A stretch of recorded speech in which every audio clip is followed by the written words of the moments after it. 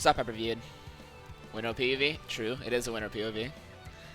What's the record with the Halsey retweet nowadays? Well, we haven't lost a regular season match since, but we lost the Shock, so we're like 6-1, 5-1, something like that. What's up, Lacey?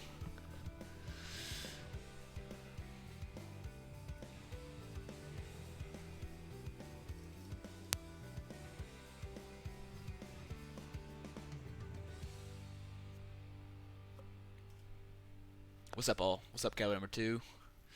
What's up, everybody?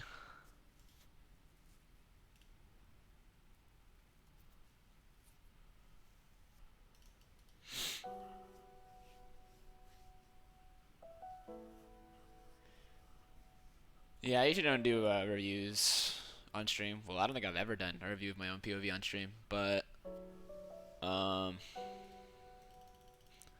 don't know.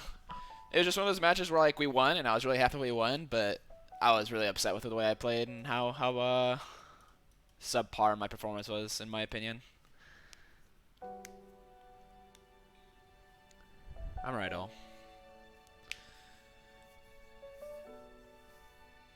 Thanks, Hutch. Appreciate it. What's up, Fooniness? Foonies? Foony? Foony? I don't know.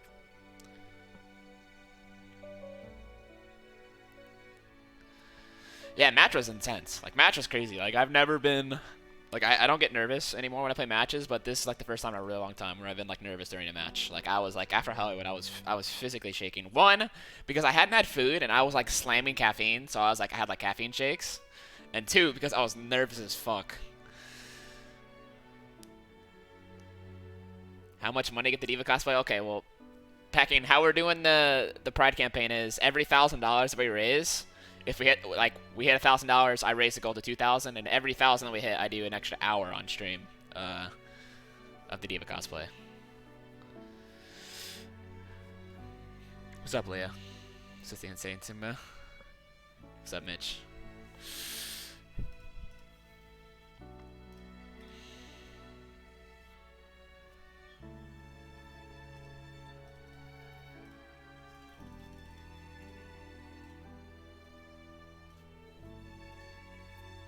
What's up, Darlene? How'd I feel clapping your old team? I mean, it felt good, like... I didn't, like, make my post-interview... my post-match interview spicy because, like... I'm kind of over, like, the whole, like, Mayhem. I like joke about it, but I'm not salty about it anymore because the main offender of why I was upset with the Mayhem is gone. So, like... I don't really, you know, think about it too much anymore. But obviously I like getting the win, and it was nice. Hey, Buff. Thank you so much. Yeah, this was the review for. That's why I'm doing the review mainly, because I need to review it myself, and I figured it'd be good to stream it as well. Spread a little bit of the insight and why I felt like I did some of the stuff that I did.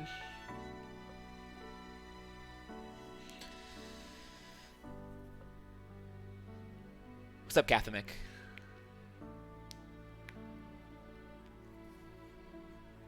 Alright, we're gonna get started here in a second. Just kind of collecting my thoughts. Waking up a little bit. Well, not waking up. I woke up like 3 hours ago, 4 hours ago, but I was in bed for like an extra 2 hours after I woke up. How long will the VOD review be? There's no saying. Like, I could like, it could be 6 hours, it could be 2, I don't know. Depends on how much I want to talk about things. And you know me, sometimes I like going off on tangents. Alright, so we've already hit the goal. So Packing drops a 50 and said, well, let's hit another hour then. So Packing is trying to make me suffer, but it's for a good cause, so thank you, Packing, for the 50. Lacey hits another 50 and says, that last bit, yee. Thank you, Lacey, for the 50. And I think these three are ones that I did not read off. I guess I can start showing these on stream, like when I have downtime. Oh, there we go. Make the webcam a little smaller. Luis hit $10. Says thank you for raising money for a great cause. Anonymous with 30 said you might be one of the best outspoken players on social issues now, and I love it. Keep the good work. Appreciate it. And Lily Yuna, thank you for doing this for a great cause. Thank you so much, guys. Appreciate it. So I will be moving the goal up to 3,000. I think we can hit it. We have another week. I'll try and stream more. Try and hit some more streams here. What am I looking at here? Hold on. Hey, Tricky Sir, 4400. Congrats, man. That's actually really big. What up, Mintos? Is this the Owl player only review player? Because the official one is. I'm not sure how the. I think so. Maybe. I don't know. I don't know how that works. What's up, Plopperson? Mitchell, like, putting the suit is fun. Putting the suit on is fun and all, but that thing is suffocating. That thing, like, when I wore, like, it is. You can't breathe. Like, your body just can't breathe in that thing. What's up, Pataya? All right, I'm gonna change the goal to the Pride campaign real quick, and then we will we'll get started. Hold on. So let's hit 3,000. Save. All right.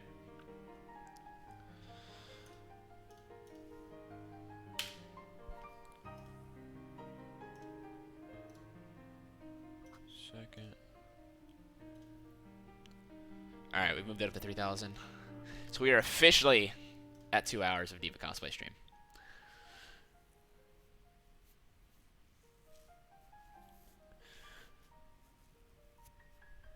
Thank you, Alvin.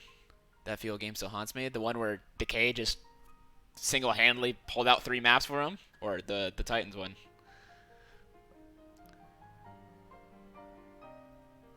Yeah, it's nothing packing. If I can put on a suit to raise money for a good cause, like, it's a no-brainer. Titans, yeah. Yeah, fuel's a mess. I'll think about it, Pataya. I could do something like that, maybe. Alright. Okay, we already have, like, okay. So apparently people like reviews, because we already almost have, like, 100 viewers. So I'll stop stalling, and I'll get into the game here. Let me turn off the music real quick. Oh, you guys are crazy. Does Rain have a Twitch? He does, and I'm not gonna lie, I don't know what it is. Trying to get the Mixer audience. Yeah, I feel bad for the Mixer streamers. Well, not the big ones, but like the smaller ones whose lives depending on Mixer and stuff.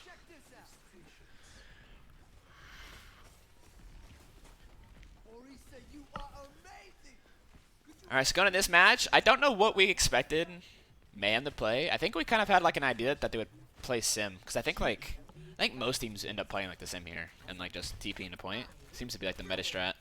Hey Ty, what's up, brother, man? Thank you so much.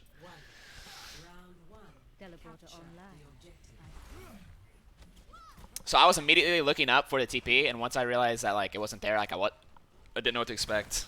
And right here, like they rolled out dive, and like I don't remember how I positioned, but I think it was alright. I think we end up pushing bottom left here.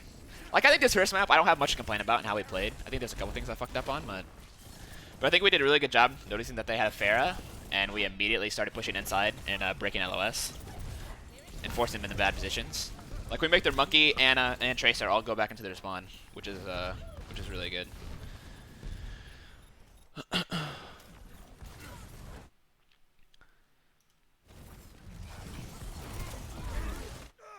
Alright, so right off the bat, like this is like a lot of people's fault, but I definitely could have like let me go back a little bit. Because this happens really quick, and I don't think a lot of people are expecting it. I'm gonna do mainly POV, but I'm gonna explain why I could have did better here. Like last show and Rain kind of fucked up that bad position. Mostly last show. Like last show is out and fucking no. He's in no man's land. Last show is absolutely no. Can I download this? Hold on. Can I download this epic packing? How do you do this epic pin thing? Can I do the epic pin on these reviews? Because I want to like circle stuff. When I do reviews and stuff like this, I want to be able to like point out what I'm looking at. Download. Is packing still here? I'm gonna try and download it and set it up real quick. I didn't think about it. My bad, chat. Let me turn on some music while I figure this out. Sorry.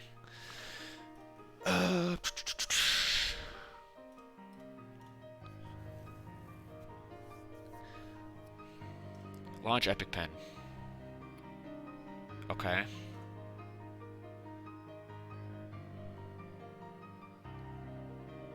Why are you such a cutie? I don't know. Ask my parents. Good genetics, I guess.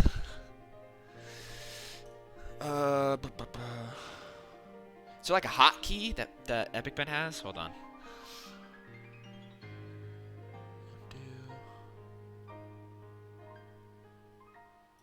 Menu settings. Oops.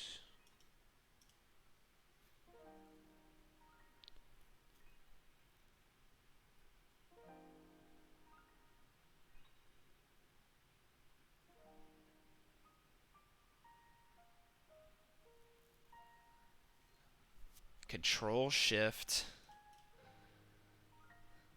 2? Okay, that's not gonna work. Let's try put it in windowed. Go borderless full screen. Move this over here.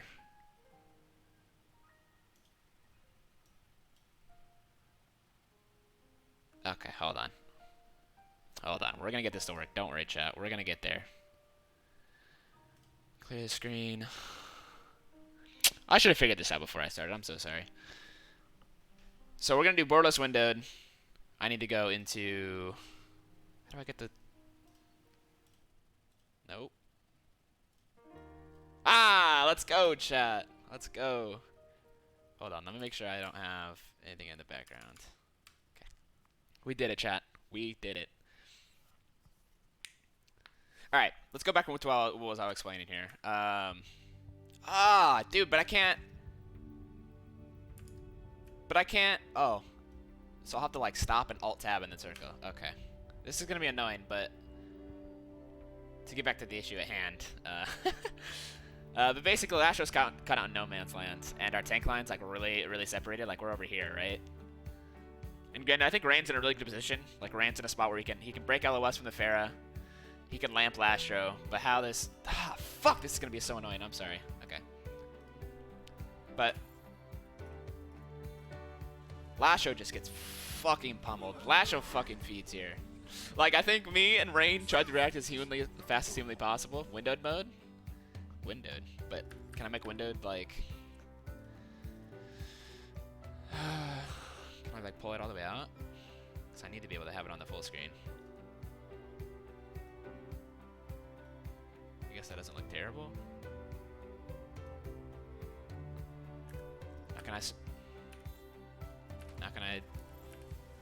It's the same thing.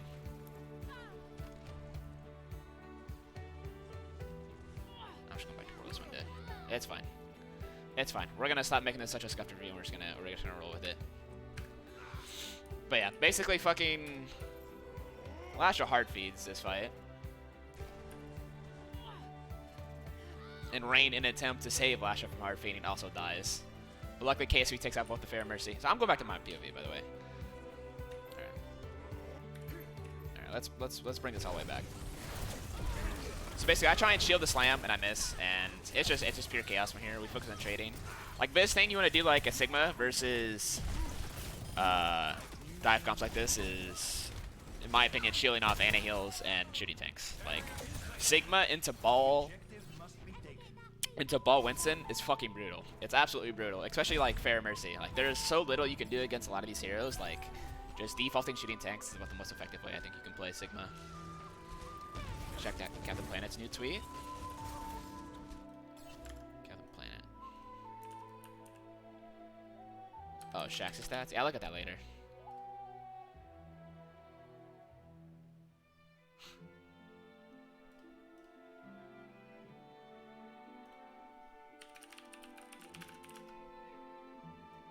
Fucking tailspin. Alright, I'm gonna stop getting distracted.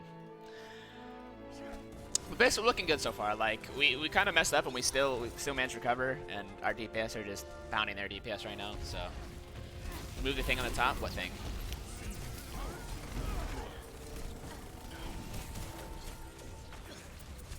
Oh, this is what a shield I wanted to highlight. What the round progress is like copied? What the fuck? Do you think I knew about that?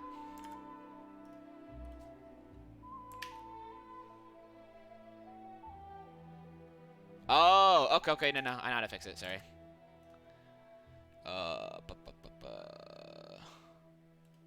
There we go. Sorry. Fixed. Oh, now the epic thing's on my screen. God fucking damn it, man.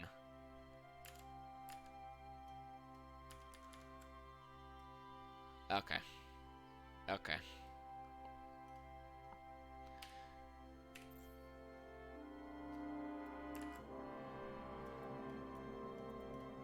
Alright, let's stop pausing and stopping.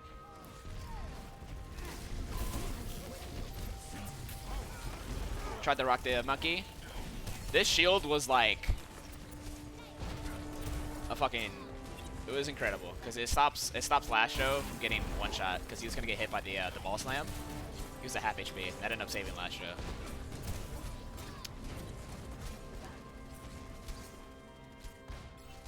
Sorry, I'll stop getting so distracted. I don't have an ult charge, but in general, it's pretty hard to build ult charge versus what they're playing, especially since we switched to the Ana Lucio. I don't have any Discord. I have some heals from the Ana, but he's usually getting dove on, so I basically have to play to like bait and live. Love the Hunter music. I stopped the music on. It's fine.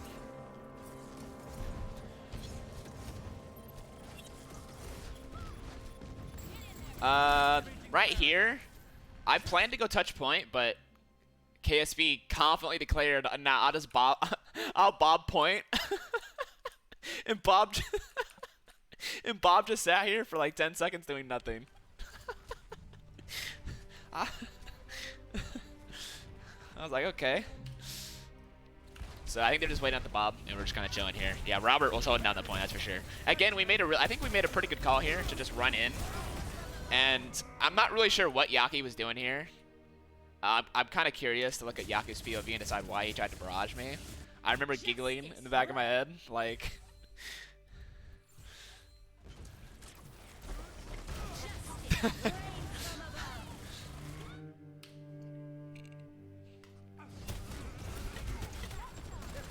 But I ended up taking out the Ana. I think we did a really good job just dealing with the Pharah Mercy in general this round. He got like no value out of playing the Pharah, which is really good considering our comp.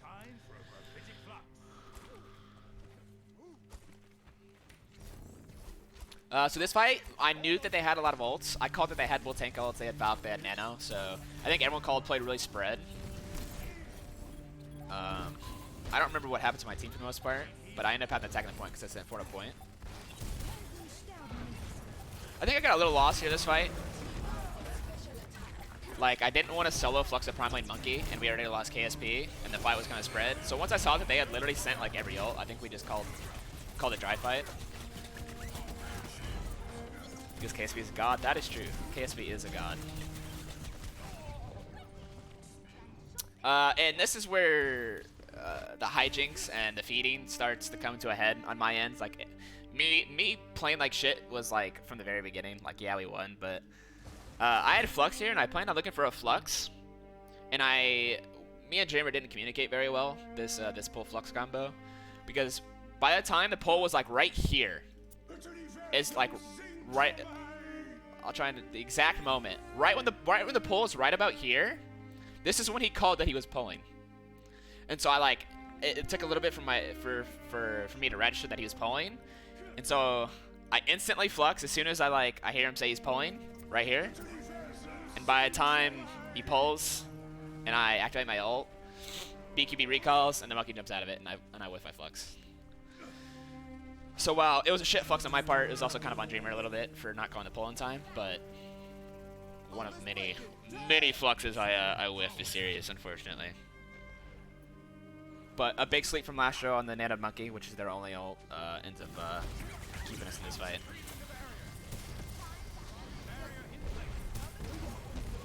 Do a good job peeling for KSB here, keeping him alive. And basically now my job is to stay on point and box out the Pharah. Make sure Pharah does not get barrage, and make sure the barrage does not get value once he does have it. Right? It's like I'm shielding the window. Shielding window, shoot the Mercy. That's a really big pull from Dreamer. That was huge. Actually enough saving the point, I think. I'm on Pharah duty. I don't care about the trace shit, I don't care anything else that's touching, I'm on Pharah duty. Make sure Pharah does not get barrage, and make sure it doesn't kill our whole team. And we end up gapping the point. So there's like not a lot to critique on this point. Like, I feel like as a team we played it pretty well. Besides the missed Flux, it was an okay round of Sigma gameplay. Now, you get to see the fucking McGravy Orisa. The McGravy Orisa. Look at this. The fucking Chad gameplay. The horse. Orisa cosplay, yeah. I'll try to turn him into a robot real quick. And I'm not gonna lie, playing Orisa is not. Playing Orisa in small doses and in rush comps is actually pretty fun.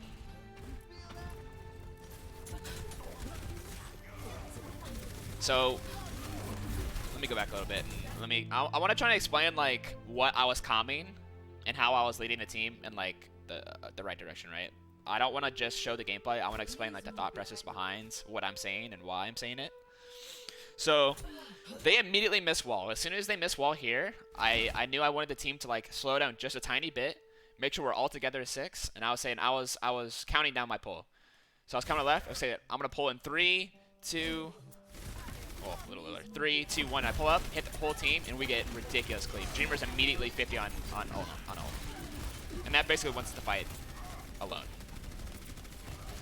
And now my job at this point is just listen to target calls and call my pulls, and we just run through them.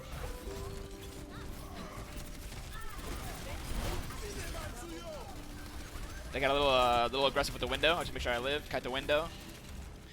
Sorry. Is there hotkeys where I can pause and play without having to open this? By the way, chat.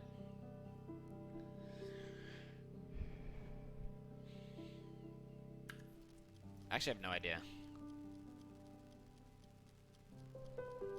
I want to check real quick before I keep going.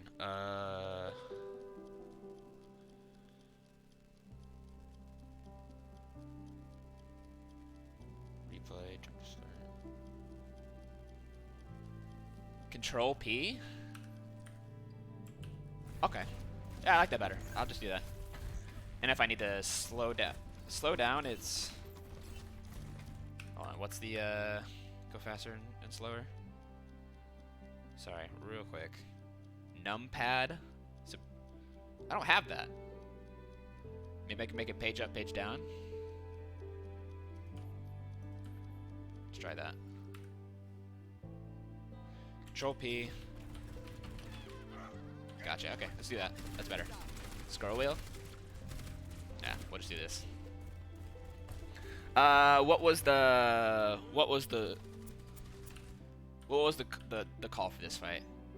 I think our plan was to pull window, because I think if you look at last show earlier, he was looking to set up window, I believe. I think the play was, yeah, because the play was to pull window. I don't remember how this pans out exactly.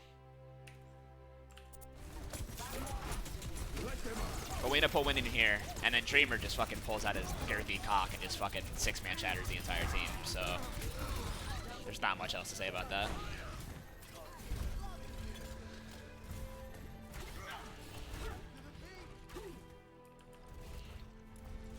Wait, do I have these reversed? Why is page up slow down? God damn it. Why am I so dumb?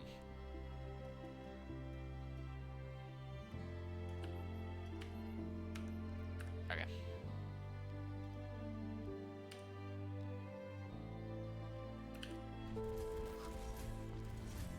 We play Paris Eternal next. This play was a little suspect. I think I ended up calling this a little too early. I saw them engaged right here. Our plan is to pull tire, and KSP is behind me to the right on the outside hiding. So realistically, we should have baited them in a little more. But what ends up happening is I think I end up calling the engage right about here. And this is when I call I'm gonna pull. I push in, throw a shield. Yeah, because he tires right here. And I go to pull their back line. And I think they immediately just kite their entire team backwards. And we don't have enough players to pressure out the lamp or do any significant damage. Because they just put down lamp and you just end up tiring the lamp. And they can kite out to the choke. So that was a mess up on my part. I caught the engage a little too early. And it ended up costing us.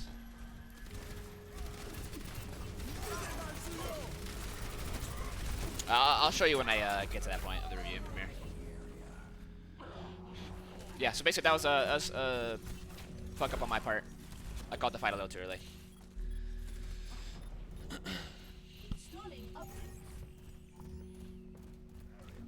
I think I also fucked up this fight as well, because our plan this fight was to bongo push. We didn't have much beyond that. Just bongo push, try and get as many ults out, and see if we can scrap out a fight. I think it was a 3-3 split, where we wanted to split between main and white. But where I ended up putting the bongo, it broke LOS for just about everybody, I want to say. So I put the bongo right there. And the Mei wall, combined with the fact that we're fighting out of LOS of the bongo, means like maybe one person gets bongo here. I want to see how the bongo LOS works.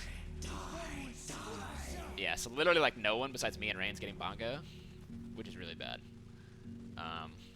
Granted, I didn't take account for the wall, but it was a pretty shitty bongo.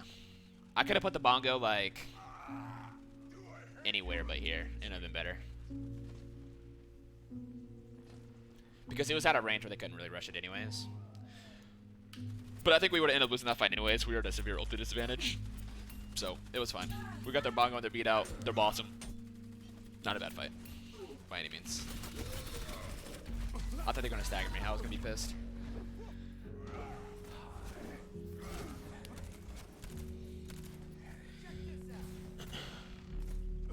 Going to this fight. What did we call this fight? I think we called. Okay, so we knew they had Mei. We knew they were going close. So we planned to just bait the Mei wall or run it as a team.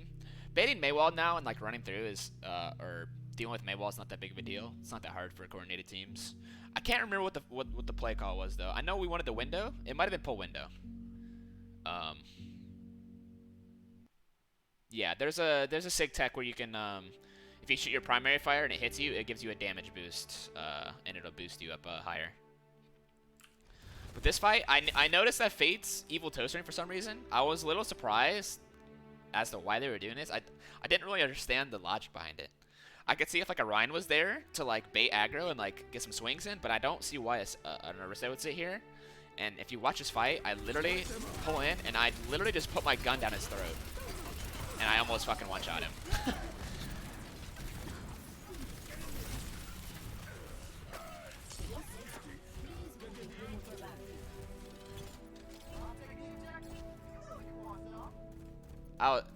I think that's a big misplay from Fate. I'm not sure why he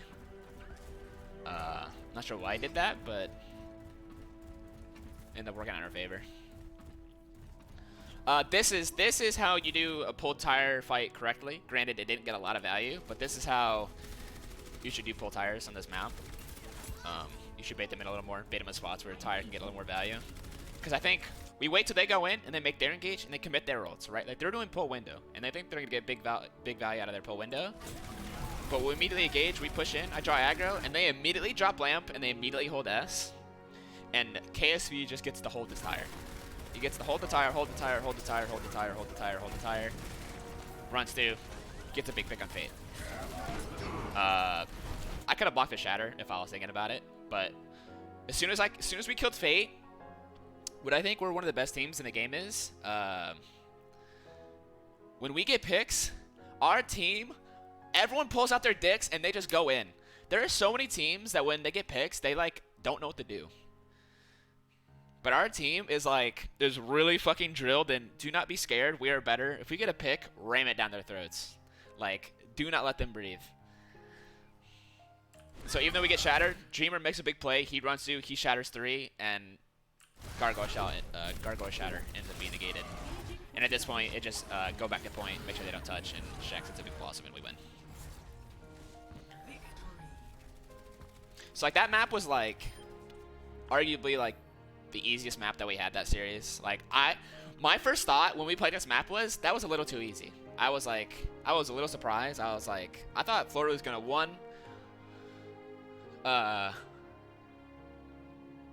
on what's it called? Night Market. They were gonna play more standard, more double shield stuff. So I was surprised that they pulled the dive out there. And 2, I thought they were gonna be better on Control Center. So I was surprised this map was as easy as it was. But this, now we're gonna start getting to the feeding a little bit. This is where we're gonna start getting to the core of the issue in my gameplay, and I'll explain why. Yeah, here, I'll show you real quick, Premier, since you're asking. Before I get into this map and we get into the... I'll show you how I do the jump real quick. Are we on defense? No, we're on attack.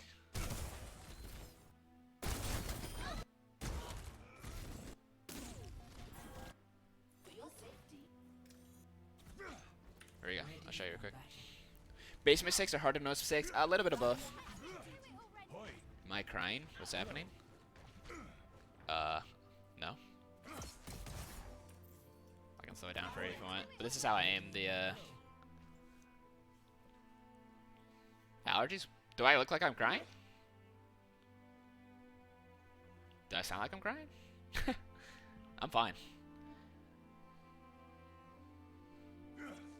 I shoot at the ground, the 2 orbs hit me, and it boosts me up.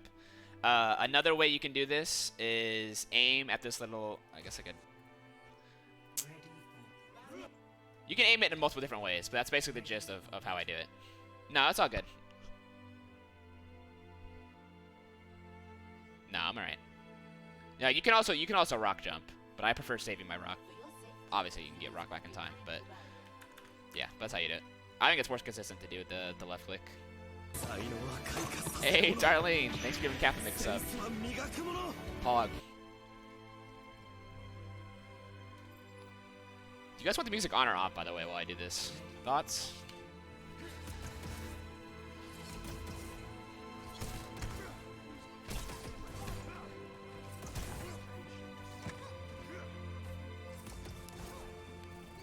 Off or really quiet? Okay, I can turn it down. I'll turn it down. There we go. This is, I didn't look at it, but I think it's... Is it Dumbledore's Farewell from Harry Potter? Yes, sir. Dumbledore's Farewell, Harry Potter.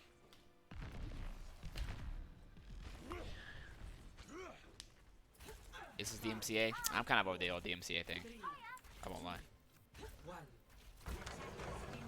Okay. Right here, I almost got one shot at spawn and had a shit matrix, but it didn't even matter. My job right now is, while they're spamming like this, is just shield manage, juggle my shield, and push the cart, and not die. That's my job. If I remember correctly, we struggled pretty hard to push this. It was pretty scrappy. This was kind of my fault, and also it was kind of Lasho's fault. I think Lasho was kind of lagging behind for some reason. Like we had gotten across, and like I was under the assumption that my backline had already crossed. I'll just turn the music off. I think actually, I'm just gonna turn it off. What is 1,000 roll VIP? This is what it sounds like. Ol. You spent 10,000 points. I'll do a 1 in 1,000 roll. You pick a number, and if you get the number, I'll give you a VIP. So you have a 0.1% chance of getting VIP, pretty much. So Lasho gets picked here, and if I was there, I could have shielded. I just wasn't aware our backline was that far behind. So it's partly my fault, partly Lasho's fault. I asked Antra about not running the Florida style comp, and maybe he just said it doesn't really work for you at the time. Did having the extra few weeks. Drink water.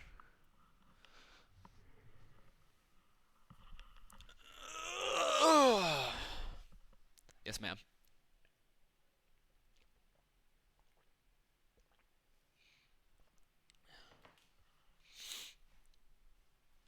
All right.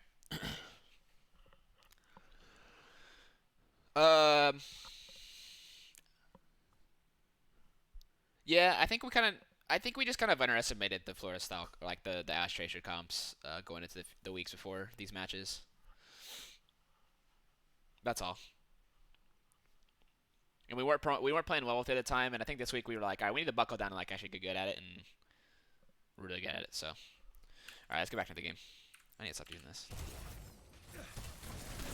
Okay, here's what I'm gonna say was the style of Florida that threw me off the most, and why I played so poorly throughout the entire series and got caught out so many times. Florida has to be one of the only teams that will hard peek angles like this in this double hit scan mirror that will take literally 5 people, and they'll peek at the same angle, like off angles like this. There is no other team that plays like this. And none of the teams that we scrimmed do anything remotely close to this. So this is like the start of where like people start getting surprised. I don't know if we die here. I don't think we die here. But Florida is really good at that kind of catching people off.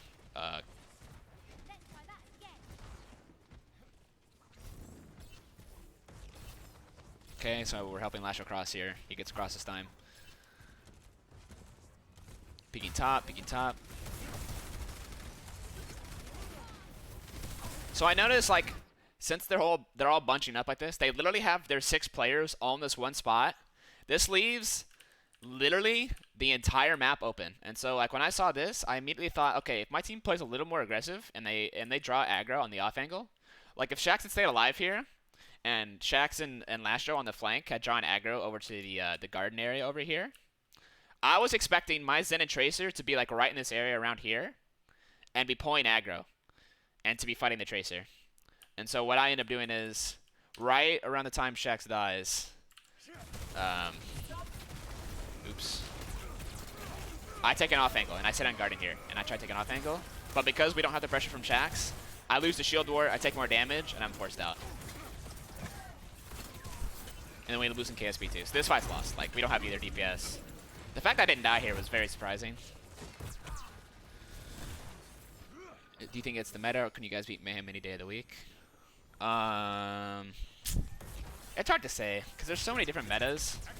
But I think we're really good at anything that's double shield, and if we could play any sort of hit scan. If it's like double flex DPS, I think we'll be in a bit of trouble. But I think as long as we can have Kai play hit scan, like I think we can beat anybody in the game on anything. So first fight was like just our DPS getting picked, whatever. Like we lost Lash on the cross the first time. Now we're kind of doing the same thing, except we're taking top as a team, which is fine. If I remember correctly, I do end up doing pretty well here. That's a really good shield from Gargoyle, by the way. That's something you don't see, like, that you can't really notice on broadcast or when it happens, but this shield saves Gangnam Gym from getting picked. I'm almost certain of that.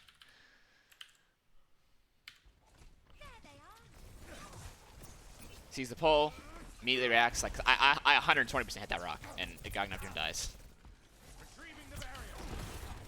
But for now, we lost Lasher here. It's whatever.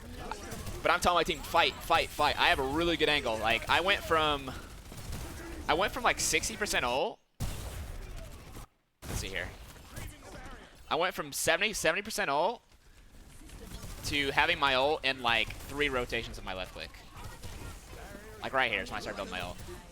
78, 87, 97.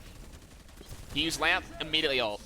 I don't care where my team is. I see a flux I can single-handedly carry the game with, and I drop it. Now where I landed is point of contention here. Like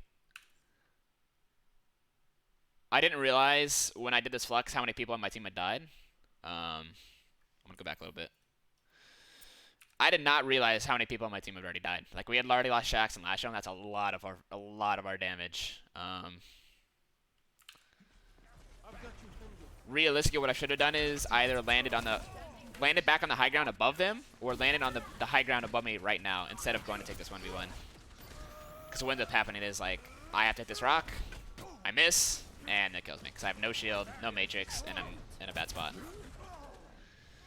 So I ended up making a really big play, and I fuck it up by going too hard. But we weren't likely to win this fight anyways, because we were down so many people already. No, that wasn't right at all.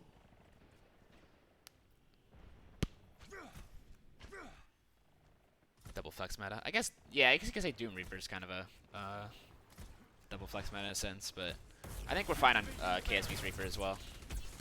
We were pretty good at Doom Reaper when our team first formed, actually. So once you start hitting this point, and you're losing scrappy fights like this, I don't want to say we were panicking, but it's definitely a little monka.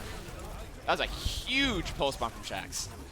Like, what I think we do best is I think we're one of the best utilizing pulse bomb teams in the game.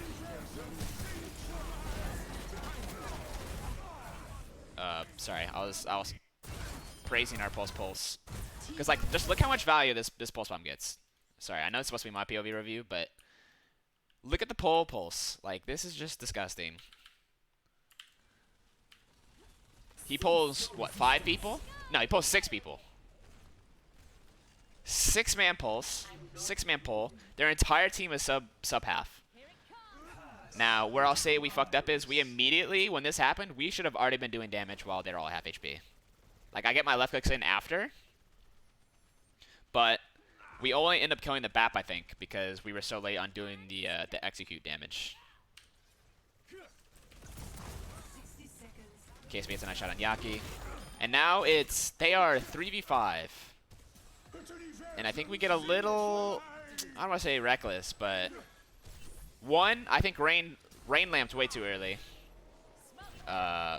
Me getting solo flux is like, it's going to happen if they're going to try and win. Like, there's nothing I can do about getting fluxed here.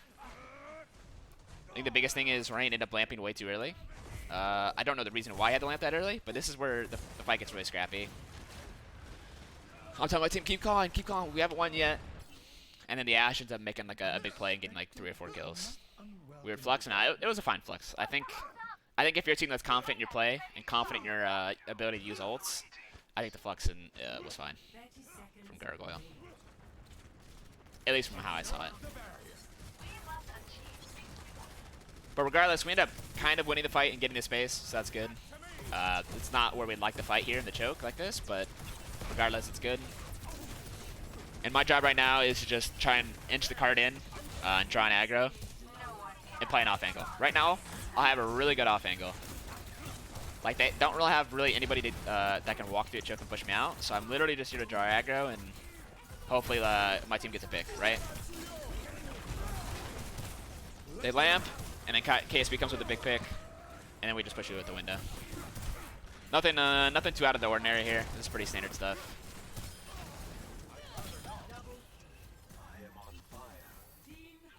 Almost doing reviewers, yeah, that's kind of crazy. Who plays DPS Flex or Valiant? Yeah, KSF and Apply.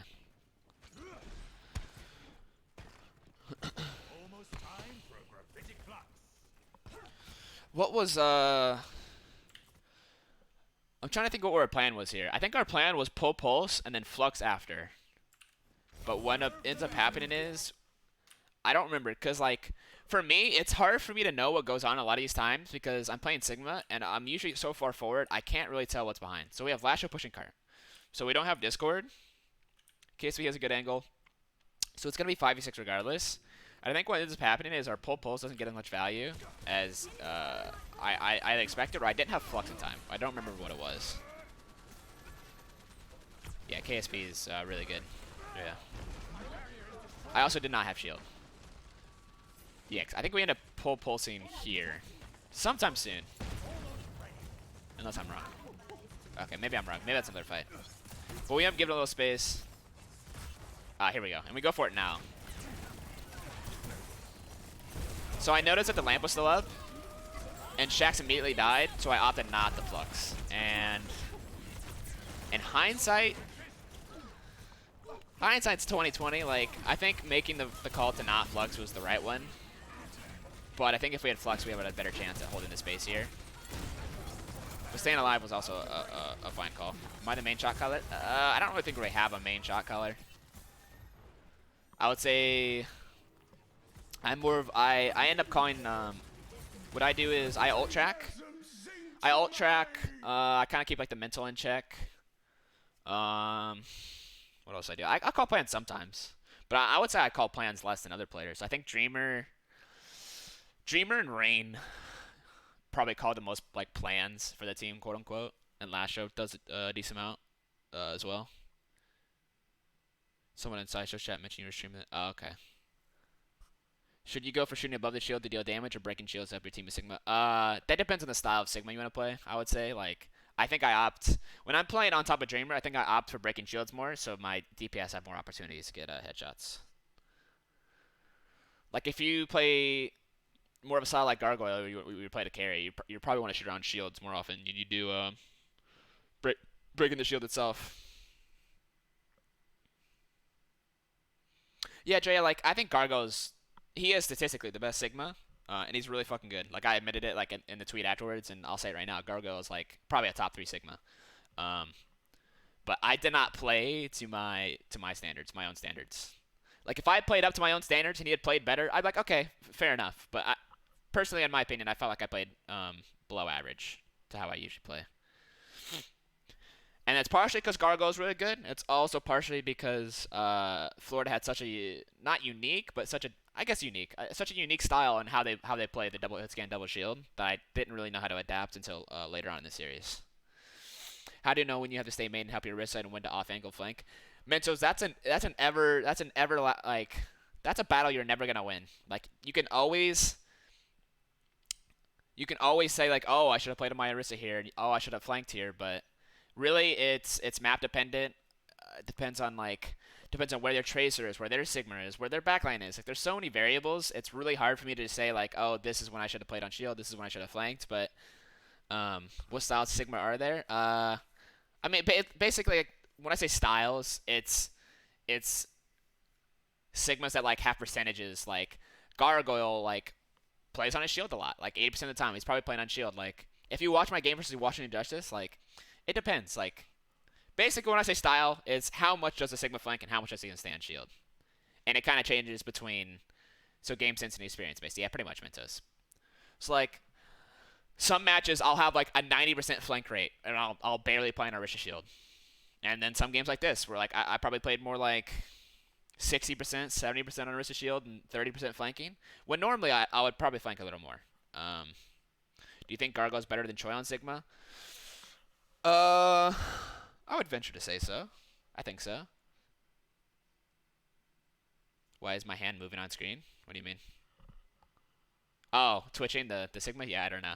Sorry, I'll get back to the game. I was kind of explaining my thought process. Why does KSP criticize him so harshly on Twitter? Because KSP, if he does not have 100% career accuracy, and he's not hit 100% of his shots, he will never be satisfied. Thank you all. Best team in NA? I think it's hard to say that we're the best team in NA. Do we think we're the best team in NA? Absolutely. But it's hard to say, like, if you're going to go on, like, history matchup, who's playing best right now? It's probably Shock still. Alright, I'll get back into it. So we get a big bull flux here. I thought the flux was fine. But the biggest criticism I would say of having pull flux here, and I want to get off as soon as possible just so we could take space. It's just so far. There's just no way we follow up on the damage. Basically, all this flux is going to achieve is getting lamp out and us getting position. Which without how our ult economy is, I don't know if it's the best. But it ended up working out fine, I believe. I don't remember how this plays out. But we'd out lamp, do a lot of damage. I was a little, you know what? I felt a little disrespected when Yaki went for this. Let me check. Sorry. John hits a $20. It says, just follow up, saw the charity you're working with. Happy to help out. Stay awesome. Thank you so much, John. I appreciate that, Ben. Thanks for the 20. I'll explain why I felt a little disrespected. Yaki, wait.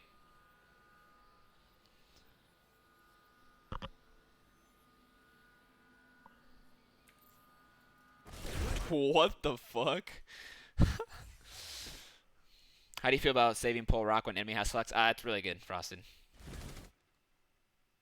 We try and do that a decent amount. We didn't do as much this series, but we do it a decent amount. Me and Dreamer do. So Yaki got the bright idea to try and make this fucking hero play. I was in disbelief. I was like, I could not believe he tried to stake me. I couldn't believe it. I was like, really? Really?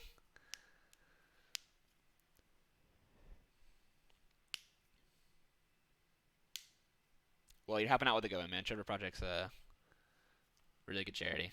They do good stuff. Yeah, he got a little crazy. Objectively speaking, do you think KSP and Shax are better on striker? In double hit scan? That is so hard to say. Like, until we play them again, like, I couldn't objectively say, like, do I think my teammates are better? Absolutely. Like, I'm never going to say to, like, hey, you guys are worse, but It's so hard to say, man. Like, I think Striker is the tracer that I had the most respect for. That's not Shaxx. Like, playing against him has been the hardest. Baited lamp and pulse. Yeah, so it was a decent value flux, and by the end of the day. All right, Lacey, have a good one. Thanks for stopping by. Nah, I think Striker's better than Nikkei on Tracer. In my opinion. I think Striker is absolutely insane on Tracer.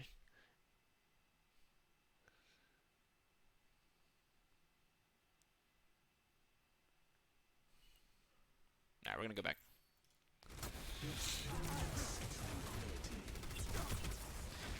So this is where they pull flux, and this whole fucking map, man. I felt like on my screen when I did this mid game, I thought I hit. Like I think if you ask any of my teammates, I think I said that I canceled the flux. I think I called it. Sinatra was the best tracer. I don't know. I think a Striker might be better, or you know, not sure though. It's hard to say now because it's been so long.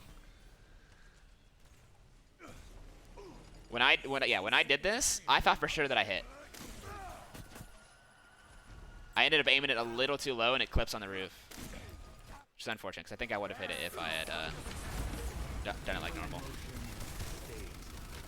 So far, we did a really good job of pushing their entire team into this arch. If they had more map, they probably would have won this fight because they had better ults. But we literally just pushed them all into this corner, and we got ridiculously good value on like the window here at the end. Ended up capping the point. What's up, Luna? So they're gonna be a 2020 World Cup? I have no idea.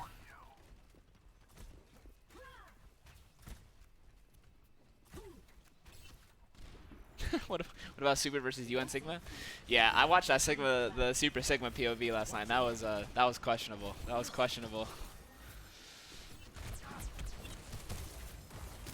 I don't remember much about this third point. I remember staying main. I actually don't remember much about how we played this point. I think I off-angle on the right here a decent amount. They end up throwing the bob at me, and I tell the team, this is right here. I say I'm like yelling at my team, slow down, slow down, slow down, slow down. I know we have a pick, but kill Bob and then push in. So we end up just taking our time. We kill the Bob. I get my shield back a little bit. We time it. I call 3, 2, 1 push, and we all push right side. And we have people peeking from main as well. I get big DPS. I play slow. I bait out the Matrix, and I just keep heavy pressure on this right angle. Like I don't need to kill anybody. I just need consistent pressure on the team, and I think what ends up winning us the fight. I think I end up dying near the end, though. I don't remember. Yeah, because I'm 50 HP, and I literally just want to stay as safe as possible, and then PQB pops me. How well does Hunter agree with the team? Really well. Hunter brings a lot of passion, and he wants to win, and I think Packing said he's sneaky smart. I agree with that. That's why, like, that's why sometimes I get under my skin when people say like I'm not very good. Which this match I didn't play very good, so it's fair criticism. But I think what my biggest strength is knowing when to calm my team down and know when, like, I say the right things at the right times, and it ends up like paying off more dividends than me hitting like a big rock or a big angle. Do I think Valiant is better than the Shock? I think in this meta, I think we can beat any team. I don't know if I could outright say that we're better than Shock. That's a big that's a big statement. Shock has like the 9 best players in the world all in the role, so.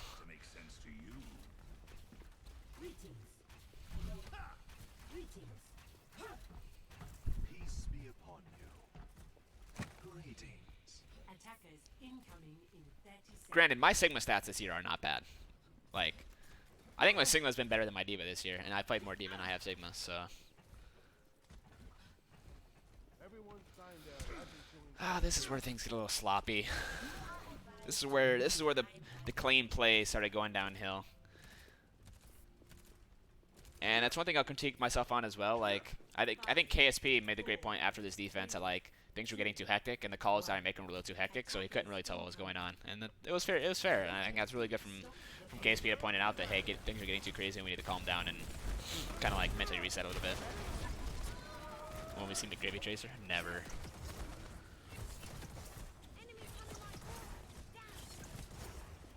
Would you say poke is the meta you guys are the most comfortable on? I don't know. It's like yes and no. Like I think we can play any. I think we can play almost any meta to this level. The biggest thing is one is the consistency of our roster. Like we've had like. Sorry, I need to pause while I'm thinking about other stuff. Like yes and no. Like I think we're really fucking good at poke. But I think we like any meta that we played and has been meta. I think we can get to this level. Maybe besides dive. I think dive might be the one where we don't have the experience, but obviously I still think we could do that as well. It's hard to say though, but I do think as of right now, what we're playing right now is probably our best comp. Yeah.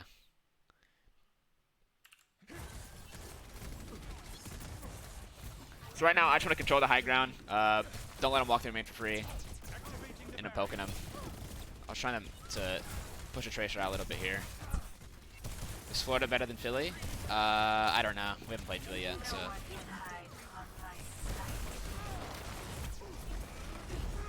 They end up pulling us off the high ground, which is good from them. It's a really good pull from Dreamer. I think Dreamer did a really good job controlling the tempo of the defense here. This was a little risky. I shouldn't have followed him here. Thought I was going to die for this, not going to lie. He did a good job shielding me. But now we know they're going to go main again. Dreamer's Monkey is really good, actually. So yeah, we could play dive at a high level. It's just when we play dive, it leans toward not having hit scan, and we want to have Kai on pure hit scan as much as possible. Like I said, this is like... I think Dreamer got caught out a little bit here. I don't know if he dies here. I don't think he dies, but it ends up forcing Lamp.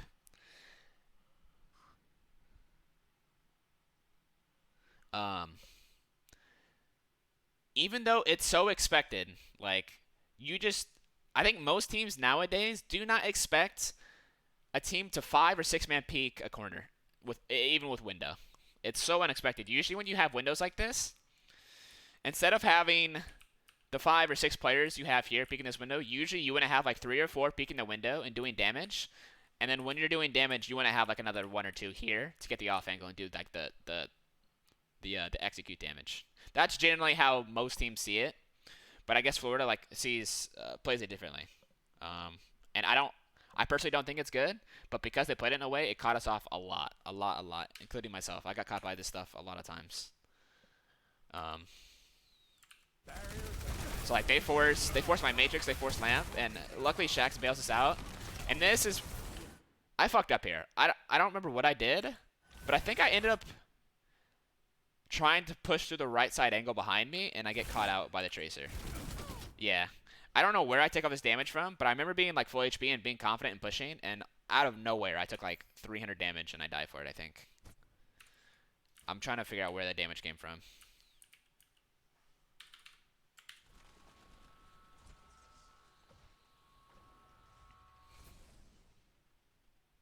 Yeah, so I'm half HP, I'm getting healed up, I'm like, okay, cool. I'm getting healed up, and I think I just got really unlucky with Gagnon Jim hitting his corner when he did. And I also fucked up my shield a little bit, and he just hits me for like 300 health. And I didn't call this as well as I should have. I said I was going to flank, but I should have called for help. And look, I'm already 38 HP. There's just absolutely no way that I'm going to live with no lamp and no burst heals. So I end up feeding here for it. It's a big misplay from my part. Got too greedy. They end up peeking this right side at 6. Really good pulse, but they just lamp it. And because we're down, Yaki is going in the back line, killing both supports, and we lose fight because of it. So that's a big fuck up from my part. Ended up costing us first point, I'd say. Now, I also C9 here. And I'll explain why I C9'd. I shouldn't have C9'd regardless. But right here, as soon as Rain died, I knew we stood absolutely no chance of holding this point. In my head, I'm thinking right now, like, we have no BAP. Like, what should I do? Like, there's just absolutely no way we can hold this corner with the ults that they had. I think they bongo here as well. I think bongo is the moment I realized we stood no chance. Because I was like, oh, recoup, let's push. Then they bongoed here, and I was like, oh, dude, there's no way I can touch. I have no shield. I don't have Matrix yet, and I just didn't touch. But there was a 0% chance we were holding on that point anyways, without Rain. Not having the lamp made it impossible.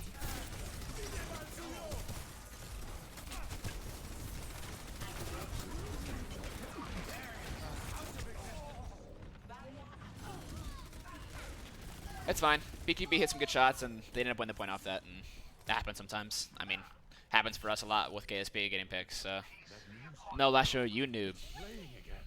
Lasho, why you play so scared this map, huh? No one can hide from this Shabanite. Last troll.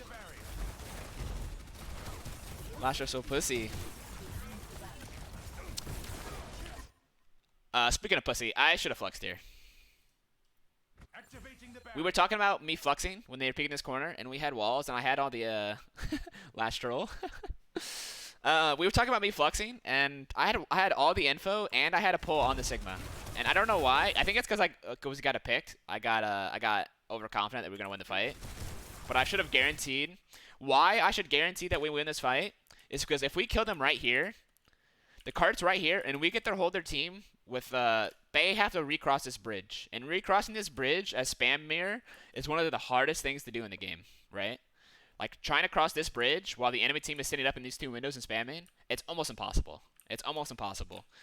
So me not fluxing here, and the fight taking place where it does, makes it way harder than it should have been. I just got too cocky with the pick, I think. I think we ended up killing him anyways. No, I flux here. Yeah. And they ended up trying to win it, which was interesting. I'm surprised they went for this. I think I ended up dying here. I ended up dying because I was discorded, I think. Because I had 220 HP, 20 HP, but yeah, this was on me. I should have sent my ult quicker, realistically. Happens.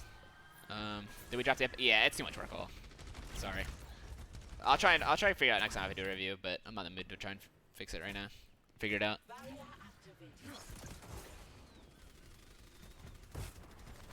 So we come back. We have both support ults. I called it the Tracer's top left. I don't remember what my plan was. So I knew the Tracer was here, and I was trying to mark her a little bit and not try to give her free reign. But I think I ended up dying to the Tracer here, and it was completely my fault, if I remember correctly. Because I take a really good off angle here. So we're windowing. So we're windowing, right? And the window's right here. And this is the line of sight that they have. So right now, they basically can't peek. They can't peek here, and they can't peek here, and they can't peek anything main. So when they can't peek there, they're going to sit right here. They're going to sit behind boxes, and I knew that. And I knew that going ahead of time when we were windowing. So I immediately hit the off angle, and I put pressure on their supports. But what has happened is, I just died of Yaki, I think. I used Matrix way too early. Granted, I get the rock, but when you know Tracer's at pulse, and I knew for sure this guy had pulse the way he was running up to me. What I should have done is, I should not have Matrixed this early. Should not have Matrixed this early. They could have pulled you down. Yeah, I could have shielded though. Even if I got pulled down, let me explain why getting pulled down is not really an issue. Especially since I have Matrix. Matrix is such a strong ability. If I get pulled down, my team just immediately pushes and helps me. And if they push me right here, my whole team just has LOS and they just kill them all. So it's not a big deal. The Tracer's the big thing. Tracer's the biggest problem.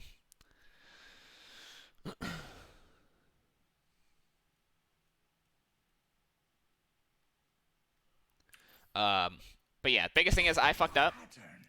I used Matrix way too early. And it gets me killed. Realistically, what I should have done was I should have used whatever shield I had left, with a 20 HP on the shield that I had left, and queued a rock, and either made him blink away or recall away, and then use my Matrix to get out right around this area. Like, I should be Matrixing right now, and I should be walking back to my team, but instead I did the opposite. Why is it called Spam Mirror? It's because people playing double shield Zinbap. I was really close to canceling the pulse, and I also could have almost killed him, but I ended up feeding here. And granted, this isn't the most egregious feed, but it was pretty bad in the context of the situation. Luckily, Shax does Shax things. I mean, this guy's a fucking nut job. He gets 2 kills. He gets most supports. They have no supports. They pretty much can't win. Unless they pull out some crazy stuff. I could have shielded for Lasher a little earlier. I dropped my shield a little too early. But we're fine here. Like, Chris even switched to Lucio. Oh god. I know it's coming up.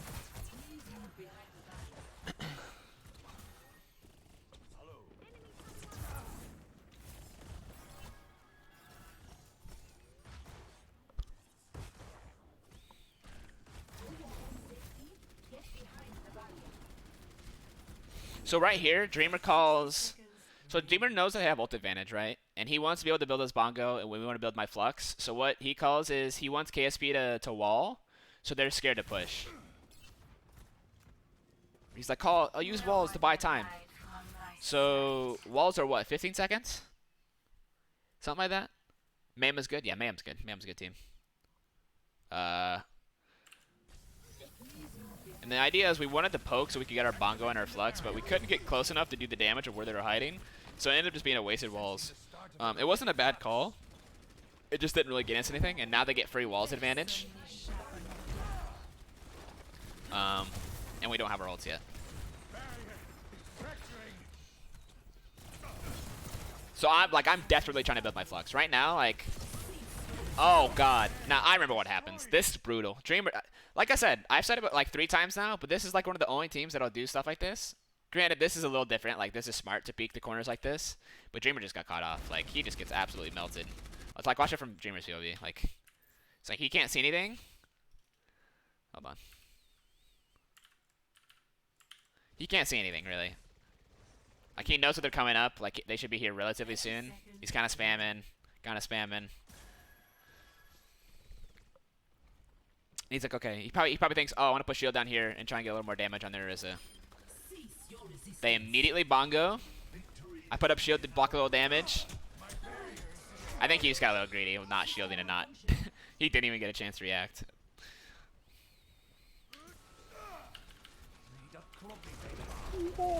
Holy moly. Sideshow with a 699 raid. 69 raid. Thank you so much, man. Hope you had a good stream. We are watching my POV and I'm explaining why I played so poorly. Or why I thought I played so poorly. You're a cheeky little bastard, but Shide still loves you. Hey, I'll take it. I'm a cheeky little bastard. Is that what you told them? Is that what you told him, Sideshow? I'm a cheeky little bastard? Fair enough.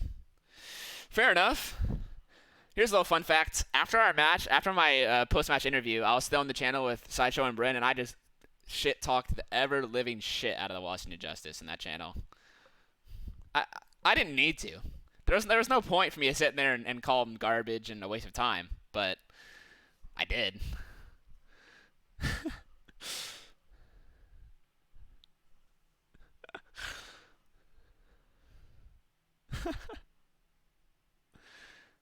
Sideshow leaked it worse than Brad. Fucking Seffi, dude. How did you 3-0 man with a poor off? We didn't 3-0. Okay. I don't want to say. Okay, I'm not gonna outright say I had poor off tank performance. I'm talking poor off tank performance in terms of my standards. Like, in terms of how I usually play and how I feel like I should be playing in a match, I felt like I played at like 50% or 60%. Granted, that like it's still fine. I didn't play like I had like an average match maybe, or like a slightly below average. But in terms of how my expectations and what I expected from myself for this game, I feel like I played pretty poorly. Especially in terms of how Gargoyle played, and I think Gargoyle played really well. Who was your MVP of the match? Shax, probably.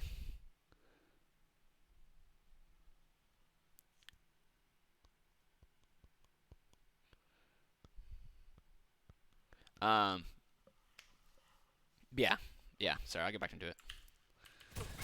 And so Dreamer gets absolutely fucking rolled here. And so what I think I'm calling is, I think this was a lot of the C9 was actually my fault. The way I was calming, I was kind of panic calming in a sense. Can I put the donation overlay? Oh yeah. Yeah, sorry. Let me copy it real quick. Browser. Yeah, there you go. Wait. Okay.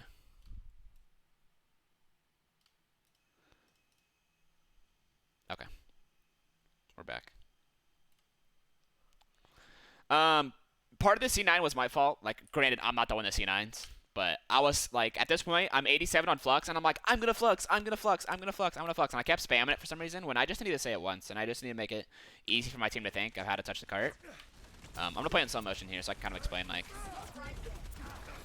literally my job at this point is to buy time and get Flux here, and Shax gets a huge kill on BQB here. But at this point, I'm waiting for the rock to stop, and as soon as the rock stops, I need to immediately Flux, and I need to pull them off the cart, and I think that's what I do. I get rocked, I eat it, it's whatever. And I immediately see where they are, Flux, I'm trying to get off the cart. And I think we C9s because, one, I was kind of coming a little loudly, and Yaki was putting pressure on Rain and Lastro. Who's the main shot caller in the Valiant? We don't really have a quote-unquote main shot caller. It's kind of split between me, Dreamer, Rain, and sometimes Lastro.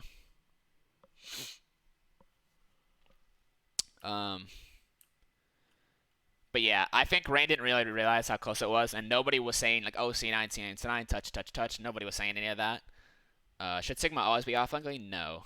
We've kind of been discussing before some people got here, like, the positive and negatives of off-angling and playing on shield, and I was saying, like, this match Gargo plays a lot more on shield than I do. And I was explaining, like, that's kind of like Mayhem style. It's kind of like 5-6 man on shield sometimes. Play off angles as a team, in a sense, and play weird angles. But normally, I think I would off angle more. I didn't off angle a lot in this series. But yeah, so that's pretty much what happens with the C9. I'm fluxing. Fate does a good job fortifying before he gets put off the air, and we give it the point. And I think undoubtedly, hold on, let's go back a little bit. If we had not C9'd, how much time's left? 10 seconds. If we had not C9'd, we win right here, and we 3-0 the series. Lastro says his English bad, but Lastro's English is, like, fine. It's good. Lastro English fine, noob. You just fucking, you say shit so you don't have to calm.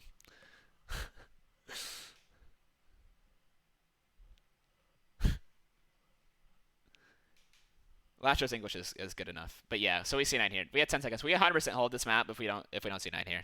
Because we have major ult advantage. We have spawn advantage. They don't have any ults to win, with. So it's pretty unfortunate that we C9 the way we do.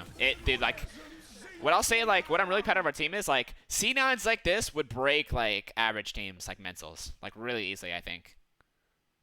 It would break some teams' mentals. And even the way we played the rest of this map would break some teams' mentals, because we absolutely threw this map. Like, this map was 100% ours to win, and we gave it away. And I think we all acknowledge that. I'll talk about it later once we get towards the end of the map. But this C9 was brutal.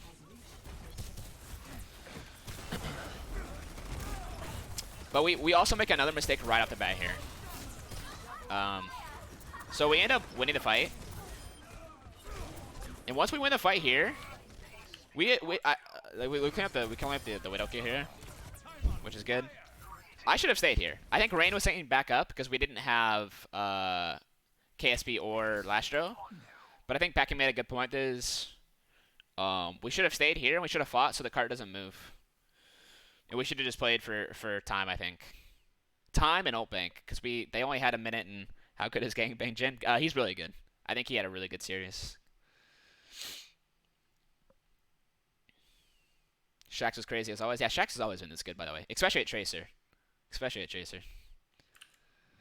But instead, we opt to back up and play for 6, which ends up giving them the ease of walking up for free.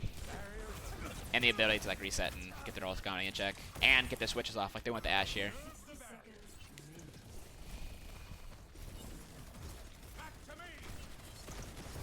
I don't remember what the plan was here, if I'm being honest. I think at this point, like, I don't want to say we were boomed. We were definitely not in the playmaking mode. We started playing a little scared after this point because we had fucked up so hard. So I think we kind of got complacent. We let them kind of go first. I almost walked into this pulse. I'd have been very upset if I walked into that. Am I just crazy? Am I crazy, or the pulse bomb indicator end up in a different spot than where it actually was? How did he throw that pulse? So how I saw this pulse was, I thought he threw it in the direction I'm looking.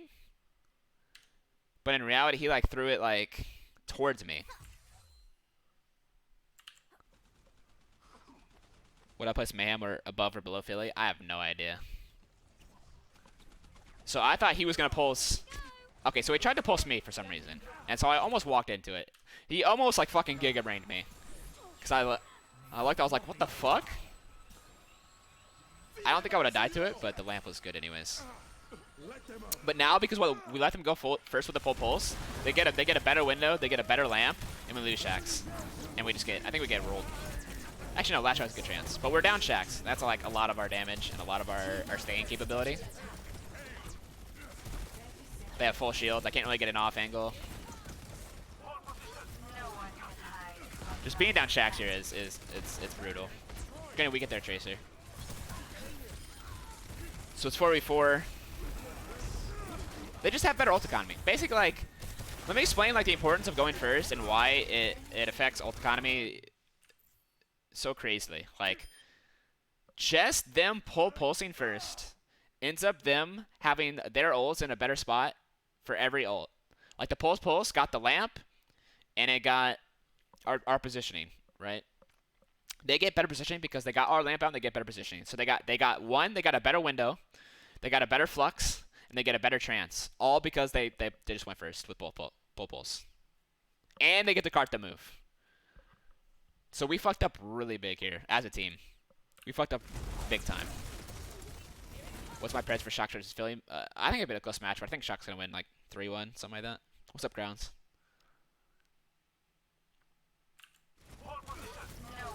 What's up, Rice? So while we didn't play this, at like a face level, we didn't play this terribly because we're trading kills. At the end of the day, like at the macro level, we played this pretty poorly as a team. And KSB like had to bail us out with headshots, and we still lost.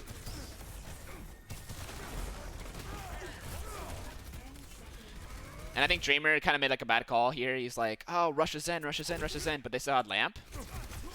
And we end up just feeding. And they're still moving the cart, I think, while this happens. I could have maybe made a hero play with here with my flux, but I thought it pertinent to wait for my team to regroup. But KSB dies. And once KSB dies here, we just have no chance of winning. We just don't have anything to follow up on the damage. Couldn't kill Sig, and we just kind of let them snowball. Does Dreamer do all the calls? No, it's like, I said earlier, it's like between Dreamer, Rain, and me, I would say. Before the boss improvements, do you prefer the justice or boss management? I don't know, it's like picking between a turd and another turd.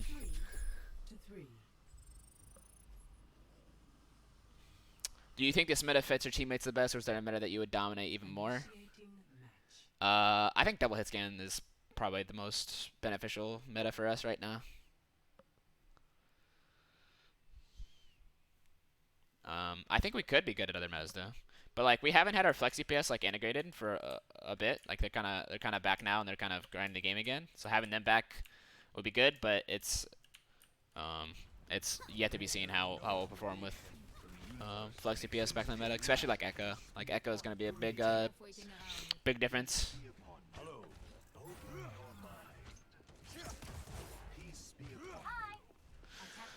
What really is gig for if Dreamer gets fielded on Ryan? I mean, not every team utilizes both their main tanks. Like, some teams just have backups. And I mean, we've played Gig before. It's not like we haven't played Gig. Right? Like, Gig played a lot during the early parts of the season. And then Dreamer, started playing better. And we brought Gig back for a shock match. And we kind of got rolled. And we're just back with Dreamer. So it's not like Gig hasn't, like, been utilized at all. Yeah, Echo will be back, William.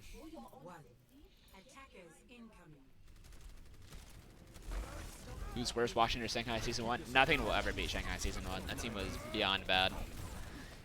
Listen, I'm just saying the skill level of Season 1 was a lot lower than it is now, like overall, and they still found a way to not take a single match. So I mean, I think that speaks volumes.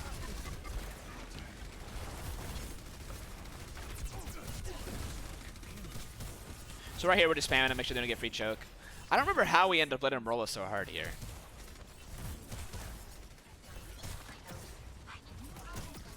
I think we get picked? Maybe BKB wins a sniper battle here. I think that might be what happens. So I'm getting good damage on the front line here. They have, Yeah, BQB just ended up winning the rare win in the sniper duel. They had a better lamp, I think. It was just one of the weird times where our DPS get out DPS'd, and that doesn't happen very often. So that's, you know, I mean, you're not always gonna win DPS battles, so that's whatever. Yeah, BQB kind of turned on the Jets for the rest of the map, and that's gonna happen sometimes. But realistically, we shouldn't have given them even. They shouldn't even be here. Like the map should already be over. Like so should they should not even had a chance to make plays like this. So we fucked up big time. Was KSP kind of booped? No, I don't think so. I just like KSP and Shax are some of the best hit scans in the game, but you know Kai is one of the best widows in the game, but you can't expect him to win all the time. Like, all right, time, have a good one. Like you can't expect your DPS to win all the time. You just can't. It's too much to expect from your DPS. This was another questionable lamp I thought from Rain. I ended up dying here. Granted, I was really low because I got pulled out. I don't know. This might have been my fault. It's hard to say. Like, so I wanted to hold the high ground, so I'm holding with Dreamer, right? And I'm pole rocking. I'm trying to shield him as well. I'm matrixing. I hit the pulse. I don't know how I hit the pulse, but I hit the pulse, and I get pulled out, right? I have no shield, no matrix, and I'm 19 HP. But at this point, like, I've broken LOS, and all I need is heals. I don't need lamp. And I think Gargoyle notices, because Gargoyle is, you know, a smart player. Like, hey, they have lamp down already, and they're already low. Like, let me just flux. And lamp expires. I'm 20 HP away from living, and I die. It sucks. I mean, this is a big reason we also got snowballed as hard as we did. What can we use window there, and we didn't really get to utilize the window. So I think it was just kind of a fuck up from Rain, and that happens. Like, they use a lot of ults. Like, don't get me wrong. They use bongo, they use flux, they use window, they use pulse bomb. When does Genji buff go live? I don't even know.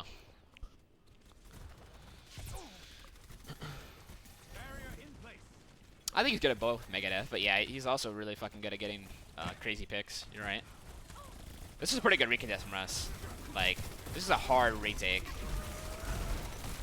Good shield from Gargoyle to block the rock. I was a little surprised with how they played. Like, they put their supports in that back left corner, and I think it's really hard to take this point if the only angle you have. Let me go back a little bit. Sorry. Before we even touch, I think it's really hard to take this point if the only angles you really have are here, point facing forward. Like, I think BQB has a good angle here at the side here, but that's the only pressure they have, and it's not really enough. Like, generally, I think you need people pushing like hard here and like peeking like here in a sense and getting a little closer. But if you have like your backline here, like granted you're safe. Like you're safe if you sit here as your backline, but you don't have a lot of kill potential and a lot of pressure. So I think that's why we end up holding here on second, and I think they could have snowballed all the way through third if they had played this a little better. Is it going to be the same meta this week or different? I assume it'll be different. The hero changes. You guys have a pregame ritual? Not really. Just make sure everyone's awake. I think if our whole team's awake, we have a pretty good chance at winning games. So I had planned to flux as soon as I got it here. Like I was gonna flux right here. I was gonna flux, but I ended up saving it, holding it, waiting a little bit, and then looking for the kill on the Zen. Normally, you want to try and go for the biggest flux possible, but I found it important to flux the Zen here because he is the easiest kill out of anybody when you flux. And it got out their lamp. Like, Chris didn't lamp in time, so I think that's why we ended up holding here.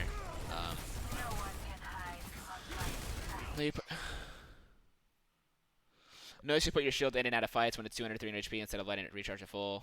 Is this because there's not enough time to let it recharge? Yeah, it depends. It depends on how much pressure there is. Like, if there's a lot of pressure on me, like, sometimes you just have to put your shield up, even though there's not a lot of HP, just to block that extra 50 damage you might actually take. But that's something I think I could work on. I think my shield manage could be a little better in general, yeah. Okay, sorry, I'll get back into it. But yeah, it's so sick. I think we end up holding here. It was actually a little closer than I thought it'd be. Fucking fate gunned me down.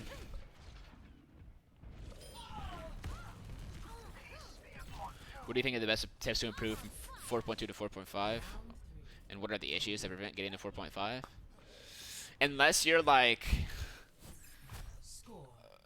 an already a pro, I think the biggest thing like players can do to win games is literally just be the positive influence and ranked and like calm. That'll probably end up. Where are you viewing this? This is the pro player viewer, I think. Hey McGravy, when you play OWL matches, do you play from your room or is this PC separate from OWL match PCs? I play from my room. The way they do it basically is they have programs that check your PCs and stuff, and you have the tournament client on your PC. Do you think the season's result would be relatively the same if all games are played on LAN? Relatively same, yes, but completely the same, no.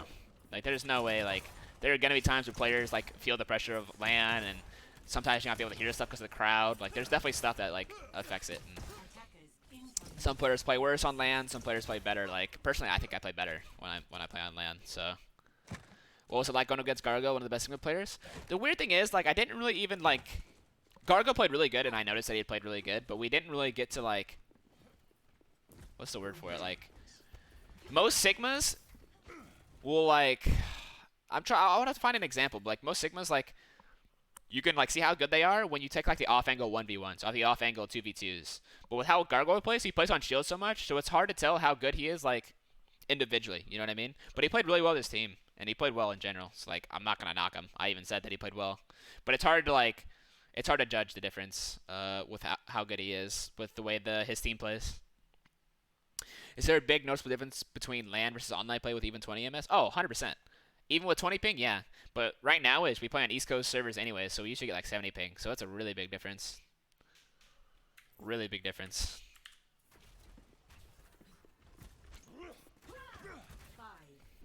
What do you think the best way is to use Sigma, like the open fights, or use it halfway? It depends on the map, Gavin. Like there are some maps where like you can use it to like for damage, and there's some maps where you like need the flux just so your team can get in and break a choke, right? Why East Coast servers? I think they tried to make a server that's equal ping for everybody, but it's in Ohio, so I think the servers are in Ohio at least. Aren't the servers you play matches on higher tick rate? Yeah, I think so. But yeah, Gavin, depends on the map. Like points where I'd say like you want to flux first is like to like get through a choke is like maybe like Hanamura second when you're taking top right on attack. Who was the hardest off tank to play against? This year? I mean probably Gargoyle. Gargoyle Choi, one of those two. Everyone else was like okay.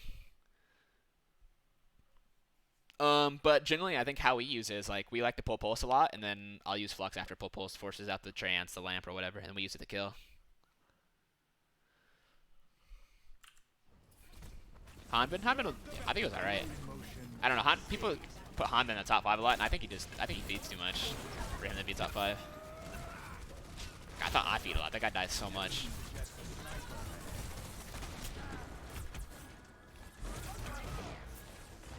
Have I played versus Houston? No. Hey, Mataya, thanks for the 5 gifted. Pog. What percentage of team success comes down to a coach's impact? I would assume almost every team. That's hard to say though. I don't know all the coaching staff, so. I think it's crazy that Choi is still so good. It seems rare for tank pushers to stay at the top. Yeah, Choi is really good. How to play against Violet's BAP? I think Violet's BAP. Actually, now you say that, like Violet's BAP's like probably like the hardest like individual like performance we've ever played against, in my opinion. Like Shock's like BAP break just felt oppressive. Like we felt we could never kill anything. I'm using the pro player, Big Bang. We have our own viewer, I think. Alright, we'll get back into it.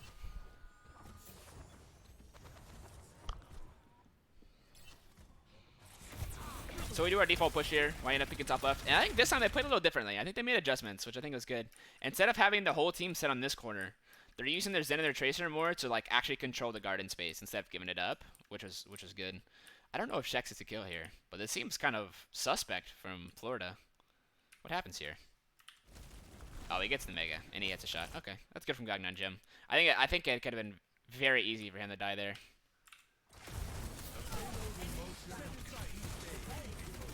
We got our lamp forced out here for some reason. Oh, another adjustment that they also made was they ended up playing more Widow instead of Ashe, I think. And this angle is ridiculously good from BQB. This adds another threat that we didn't have to deal with on first attack from before. Like last time they didn't have anybody on this angle. And so why last time when I pushed, I was so confident pushing to this angle is because there was no threat of getting shot from here. But now that I can get shot from here, I can't really push this. And I'm kind of forced to play like main or like take like a left side flank. But what I think I end up doing here is I fuck up really bad here. Really, really bad. For some reason, like even though they walled earlier, I had no idea they had walls. And now look at this. I just hard peek into 4 players and just get fucking smoked. I had no idea they had walls. I'm really curious how. I think it's because I was talking, and I didn't really expect them to have walls that quickly. But I'm curious as to see how we got walls so quickly. Because that ended up being what's the best way of dealing with Widow? You really can. You can either send your Tracer, but that's really far for a Tracer to get there. Oh, okay, that's a nice shot. I see how we got wall so quickly. Didn't even think about that.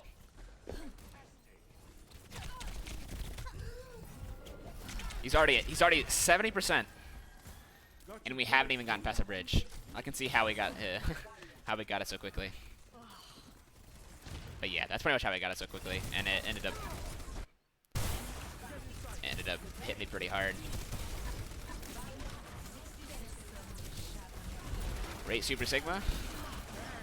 Like the inspiration level was a 10 out of 10 just because he played it, but actual skill, nah, that was like a 2 out of 10. That was like a 1 out of 10, my man. That was questionable.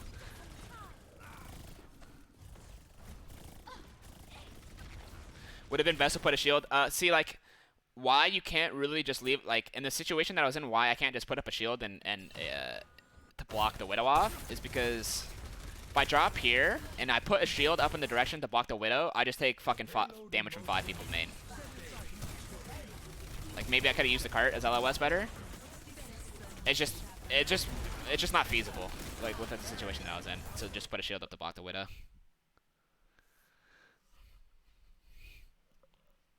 Who's more fun to play with, Dreamer or Gig? I think they're both fun to play with, but I think Gig... I always get a giggle on Gig plays, because he always just finds a way to do the dumbest shit possible, dude. He always, like, hits the super long pins, and... It's kind of like if we, like, when Glads plays with Cloudy, in a sense. Like, it just gets so silly, you know what I mean? Curious what you think about the A teams going against the NA teams. I have no idea. Like, I can watch a teams and say, like, oh, they're not good, they're bad, or they're good, they're not bad. Like, it's impossible for me to say. Like, I have no idea about the APAC region. I think they have a higher, potentially a higher level of play, but I think the top NA teams are just as good, if not better. 30 seconds remaining. Activating the barrier. Inspirational speech? See, I'm not really an inspirational speech kind of guy. Like I say inspiring words sometimes, you know, I kind of get the boys hyped, but speeches? I don't do speeches. That's package job. I don't get paid to do that.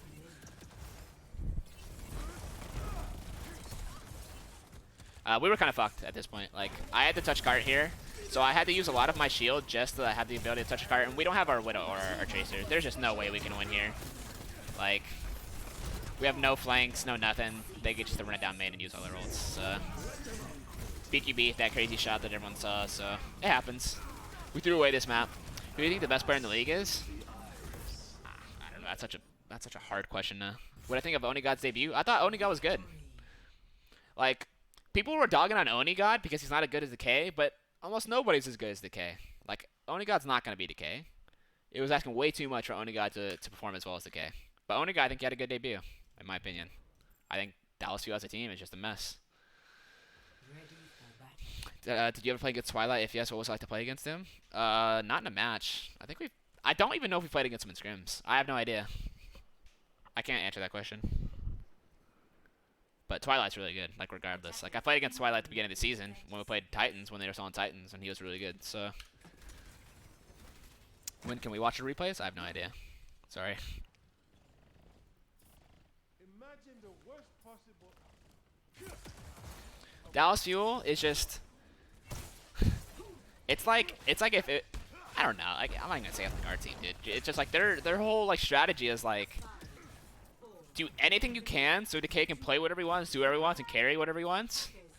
And they kept playing that way with no Decay, which didn't make any sense.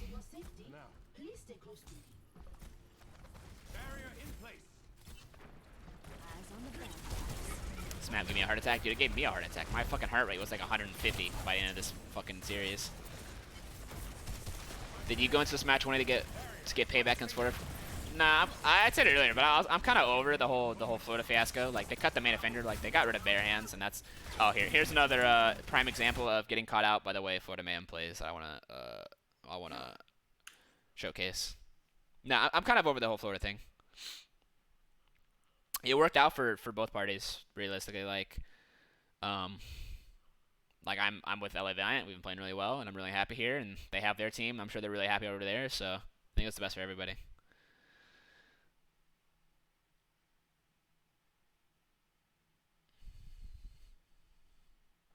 Yeah, I mean, he lost some 1v1s to Dalton, but it's not like Dalton's a bad tracer by any means. And it was also his first match. I think you can cut him some slack. So I use a lot of my shield here. So I think I played a little too defaulty here. So when teams spam here and they force us down and we play here, instinctually most teams will just sit here main and they'll peek like this corner, like this, right? And I can kind of expect that. But what Florida did was instead they grouped up and they 4-man peek this angle, and I have no shield and no matrix, and I get pulled and I don't, and I die. And I think this is a prime example of why I felt like I played poorly and I did not adapt well enough during the series to how Florida Mayhem was playing, because this just gives him first point for free. Like I literally just gave it to him for free.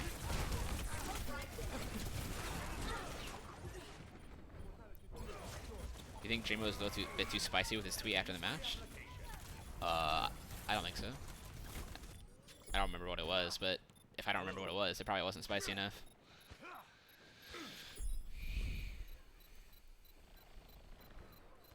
So, we give him first point for free. Well, I give him first point for free. I guess Rain could have lamped me as well, but that was a hard lamp to ask from Rain. Stop the payload.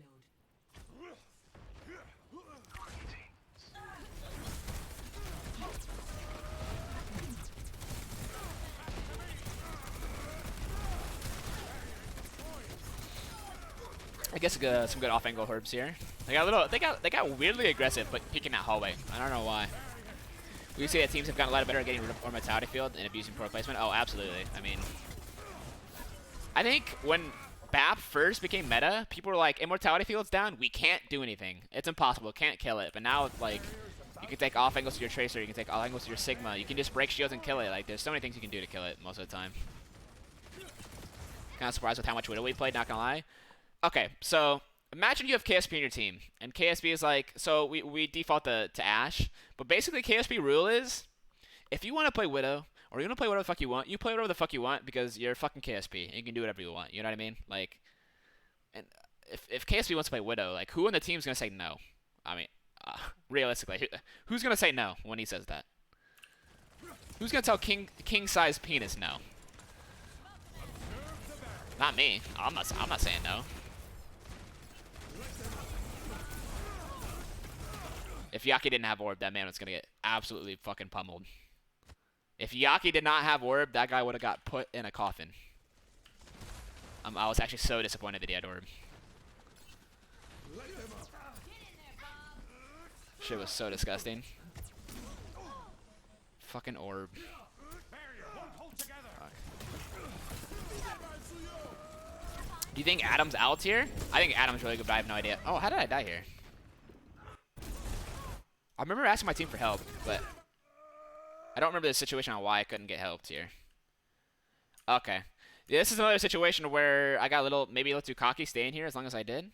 I think Adam's really good, though. Let me get it wrong. I think Adam's a very good player, but it's very hard to tell because he plays in Australian contenders. It's so hard to rate Australian contenders players nowadays because that region's pretty poor. Now, in a sense, I don't necessarily think it was my team's fault. I also could have blocked the pulse bomb here, with my shield. I think I was dead here regardless. I think it was my fault for the most part. Yeah, so like Hollywood, like I've already fed twice now, in my opinion. I fed twice, and That music. that's already too much. I'm gonna speed up a little bit until I get back. Adam, yeah, he's an Australian Containers off tank. What I'll say is I think like it's just so hard to say nowadays because like there are very few off tanks that I said that are bad. Like who in the league that plays off tank right now will you say that it's bad or like needs replaced or someone else could come in and take their spot? I'd be hard pressed to think of anybody.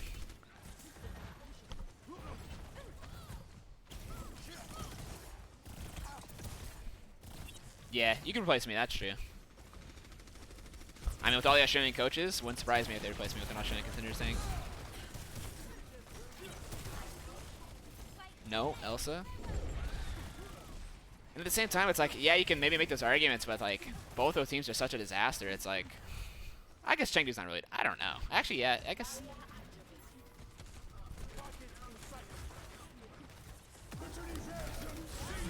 Oh, God. Yeah, like, why am I feeding so hard? Like, what am I doing here? What am I doing? Was it because Dreamer called pull? Oh, I think it's because he caught the pull. It's okay, so boom, I thought he was oh, okay, yeah, I see why I fucked up. Yeesh, okay, alright, well. I got baited by the pull a little bit. It doesn't matter because I got pulled rock, so I would have died anyways, but. Jesus, man. This map has not been favorable for me, but my team's carrying, so. When trust in your team goes wrong, yeah, this is when you have too much trust in your team.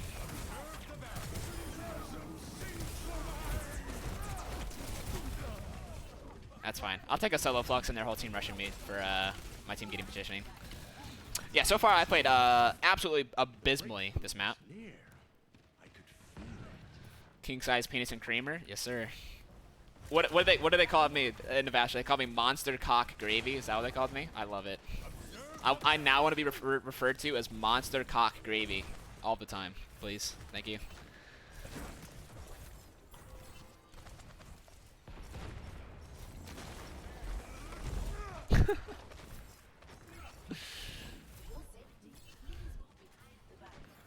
Sip of water. All right.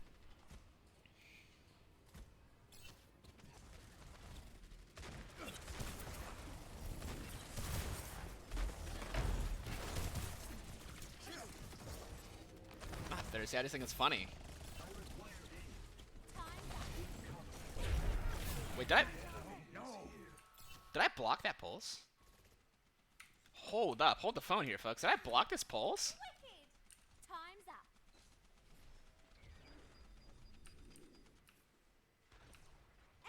Oh my god! I don't know if it would have killed him, but I'm a fucking god gamer. Holy shit. I fed, but I made it for it just with that.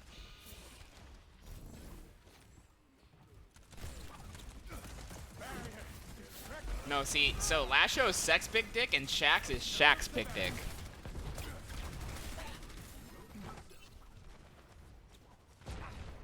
Uh-oh, who got purged?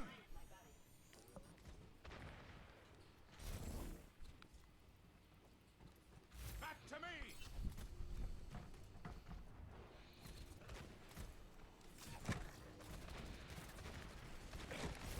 Ego's a little big for feeding so much. That's pretty true. I have no right to an ego for this map because I played like trash. Like Rialto, like I played pretty meh, but this I'm just fucking feeding. Like I'm just fucking feeding. So I gotta get off angle here. Now this is where my feeding ends up spreading to Lasho because he gets for some reason he drops. I don't know why he drops here. I'm not sure the reasoning of why he drops. Is Gargoyle the best Sigma? Arguably so. I couldn't say with 100% certainty is best. But I think Lasho maybe gets like... I don't know why he drops here. I really don't. Gaze into the iris. Lasho. He's probably not here. Why you drop? He drops here, he gets pulled, he dies. If Lasho doesn't die here and we keep high ground, I think this is also a situation where we just full hold. 60 seconds remaining. Because I had a good off angle behind, but I turned to help Lasho. Fucking last show. Fucking last show feeder. And we just lose because we don't have chance and they had ult advantage, so. Does anyone inside the org call us the LA Valorant? I mean, as a joke, yeah. Looks like you wanted the orb shacks, but yeah, you never get up high ground just to orb the Tracer, though. Tracer comes to you, you know? That's fine. I fucked up, so I have no... I fucked up a lot this map, so I have no right to be criticizing other people for fucking up. Will it have been worth for him to trans live there? Yeah, I think so. That map's really hard to cap.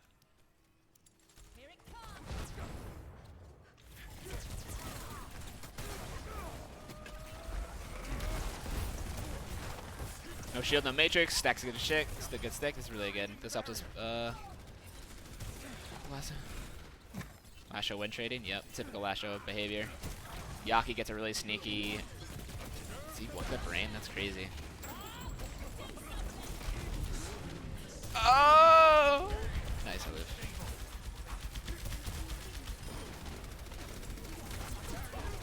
On Flux here? I'm surprised I don't Flux here. You almost dominated BKB there. I think I didn't Flux because we were down numbers, but this is like the same. The way we played this was almost the exact same way we played Rialto third, where we like didn't take aggressive fights, but we also didn't stop the cart. But we also weren't passive. So we like did nothing basically, and we just like let them snowball. Can you give me some tips on how to use the Sigma ult? Easiest way is to combo with your Orisa pull as much as possible. Try and use Sigma ult after they use like Lamp and Trance. This Flux was literally just so we could buy space. Like this is like, I don't want to say a panic Flux, but this is like a, I need to force cooldowns and I need to like do something for my team. Otherwise we're gonna lose if I don't Flux. Type situation.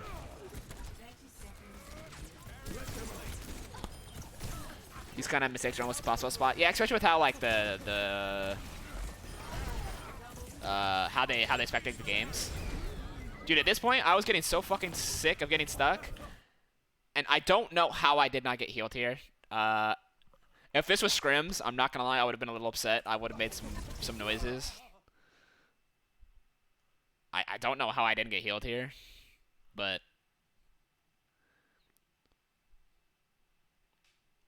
Happens.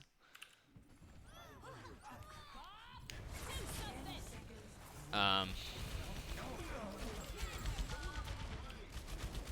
surprised we held this. Yeah, Dreamer came up clutch by getting on cart, buying time, and then he boops him off. Dreamer played that perfectly for the C9. This map is a lot different if Dreamer doesn't make this play. A lot different. 0 to 2. Switching sides. Initiate. So Dreamer made a really big dick play there.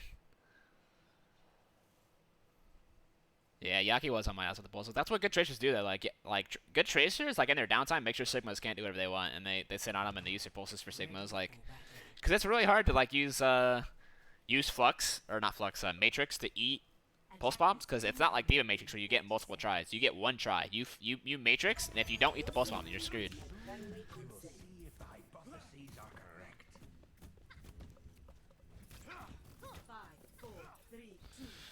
Why was Mayhem so far back in OT there? It's because we were trading kills. Like they had 3 or 4 coming back from spawn, I think. Oh shit! I need to slow down. Sorry. Like anything happened. Okay, so we're playing a pretty standard shield war. Waiting to get healed, waiting for Dynamite to run out. I don't remember what I think we just had a good pulse here. I think it's the biggest thing is we weren't like too greedy. Like we waited for a pick. We waited for our Zen and our Tracer to get a good off angle, get a pick or like big damage, and once I got that, we just immediately ran in and took advantage of it. And we weren't afraid to hold W.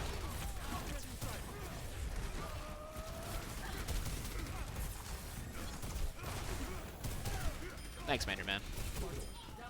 Yeah, the Lasho Shax flank. I think Lasho and Shax are the best like Zen Tracer like Tracer duel like combo. You know what I mean? Like they're really good at winning the duels and like taking those angles. I'm gonna pause real quick. Just make sure I'm not behind on anything.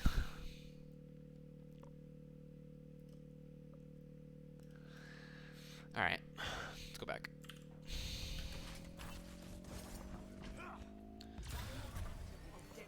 off here? I don't remember what happens here. Escort the payload. I wish I had done this yet. I usually want to do these right after I play the games. But I'm usually too tired, or I forget, or like I zone out. But basically, like, I don't want to push too far here. I just want to control space. I don't want them to take dark. Did Shaxx make any mistakes at all? I mean, I think everybody at some point made mistakes. Like, oh, I'll show you a Shaxx mistake once we get to the end of this map. I'll show you. Yeah, I get stuck here again. I'll show you a Shaxx mistake. He about fucking lost us the map, so. Who you think's the best Flux support? Probably Violet. Good land from Rain. Good window as well. Lash on Shaxx won the 2v1 on the Tracer, which is big. Again, I think I might die here. I almost died here. It's the same thing. Like, it just, I don't know why, but this series, I did not adjust my gameplay like at all. Like, I can get away with like doing flanks like these by myself, because they usually like just 1 or 2 people and I can shield them off and then run away. But the way fucking Florida plays is they have their whole fucking team come on these off angles and push me. Like, I have 5 people looking at me right now. The fact I didn't die is crazy.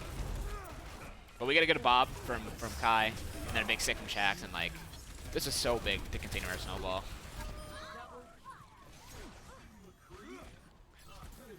Do you think the Shock would be the hardest team to match up with later on this season? Probably Shock still. This does not compute. Observe the barrier. I don't remember what the call was, but I remember us being a little upset with how we played this fight, because I remember us losing. But we remember it said focus tanks, don't let them touch. And right here, I thought we were gonna win just off this. I literally thought that Flux was gonna win us the fight because I stopped the Bob from touching. The only thing that was contesting was the Tracer. If we could have dealt with the Tracer and the Zen, we should have won. But I don't exactly remember how this fight plays out. So I'm pressuring the Zen so we can't pick that angle. So literally the only thing. How does Rain die?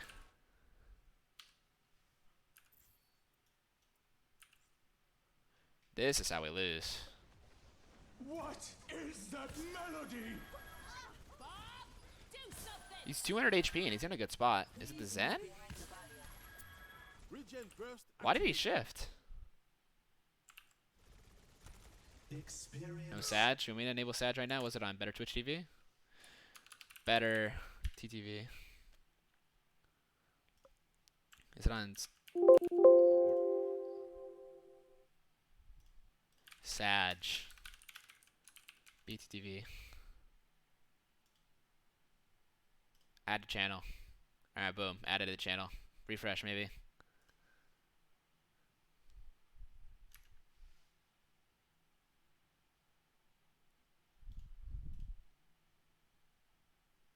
I refresh and it's up there. There you go. Congratulations. Sag is now an emote. I want to see how Rain died here. Oh, wow. Okay, so I get Rain killed here in a sense. I get Rain killed here in a sense. It wasn't my fault, but I do get him killed. Okay, this is starting to make a little more sense. I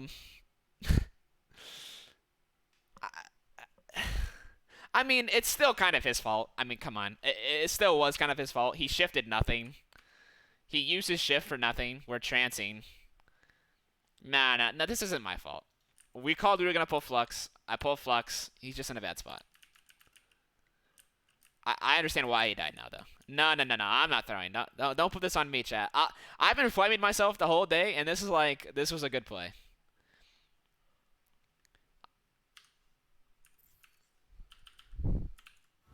Oh, my.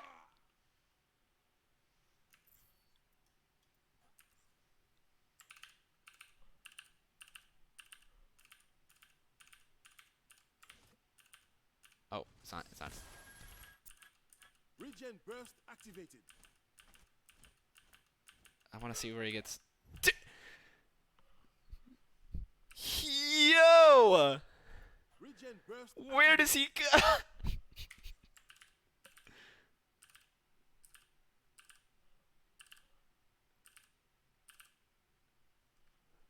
It's like it's like 3 frames and he's dead. Holy fuck! Look at this. He died so fast that the game couldn't even register that he died. It says he has 30 HP, but he's already in the process of dying. That's how fucking quickly he died. That's brutal. But if Rain lives here, we 100% win. That's brutal, dude. That's brutal. Like, yeah, my Flux system killed, but this is the play that we called. Like, I called pull Flux, Dreamer pulled. I just happened to pull the fucking firing squad into Rain, and Rain was in a spot where he could die from it, basically. If he had been playing, like, right here, or even, like, right here, or here, anywhere but there. Anywhere but on top jail, we would have been in a really good spot. That's unfortunate. Truly, truly unfortunate. Even then, like, I still think we have potential to win here. I'm not sure what Lasho is fluxing or chancing either. Oh, I kind of rocked nothing. It's just at this point we've used Bongo, Trance, and Flux. And we got nothing out of all of it, and I pushed into a bad spot. And it's only 5v5, and now they're sending their ults.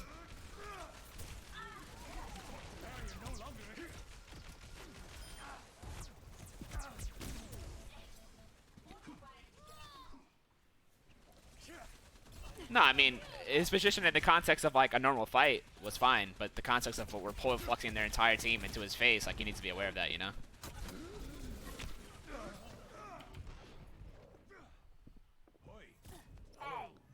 Like, if it was a normal fight where, like, it was just, like, no ults versus no ults and they're not playing back right, but we had called, like, beforehand if their whole team was pushing back right, and that way we're going to pull Flux back there.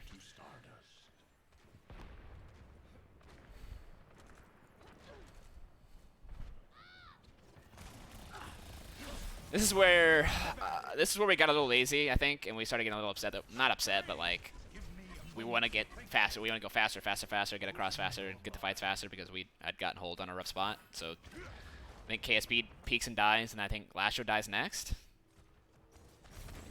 I don't know how, but he does. Yeah. So we lose like a good minute and a half.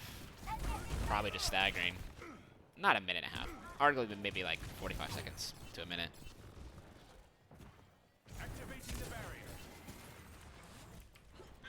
So we want to take high ground here, and this was, I don't know who called it. I think Dreamer called it, but this is realistically not a good call because one, it's not a good call. I'll wait till I get up here. It's not a good call because their whole team's up here, right? They have 5. And it's basically impossible for us to get 5 players up here, especially the way we were playing. Like, we wanted our Zen and our Tracer to be on the ground to, like, force cart and get angles, which leaves only 3 of us to deal with 5. So it's a 3v5 up here, and it's a fight we're never going to win. Like, we never win this fight. And we took it anyways. Like, I'm like, managing my cooldowns as best as possible.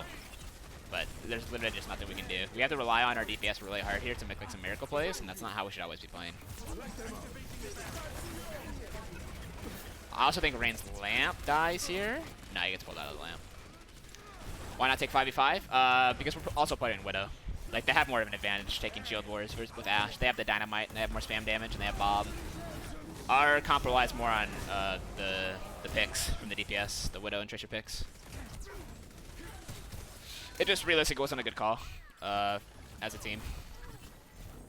Not much of a review there.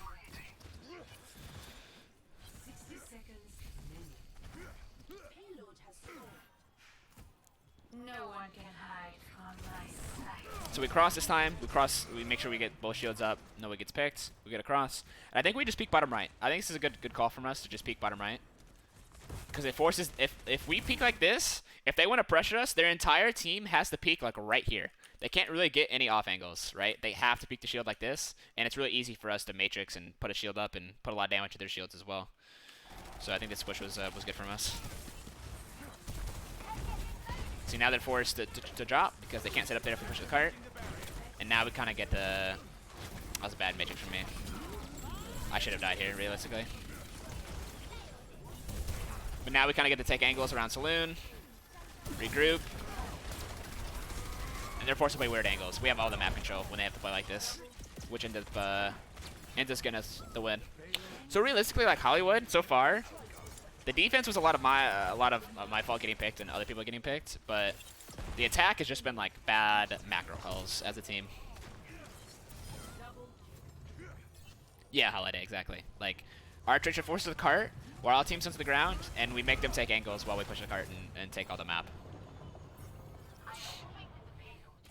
So here, we want to control high ground. I don't exactly remember what happens here. I think maybe somebody gets picked here. So we do a good job of hiding. Like, now they scout that we have 3 up here. And if they want to push us, they have to cross through here as a team. And if they do that, then they go into LOS of our Orisa, our BAP, our Ashe. So they kind of forfeit, and they're like, we don't want to do that. We'll just reset and we'll play for last fight, which is a big win for us. This is huge. The fact we get like this much free cart push is big.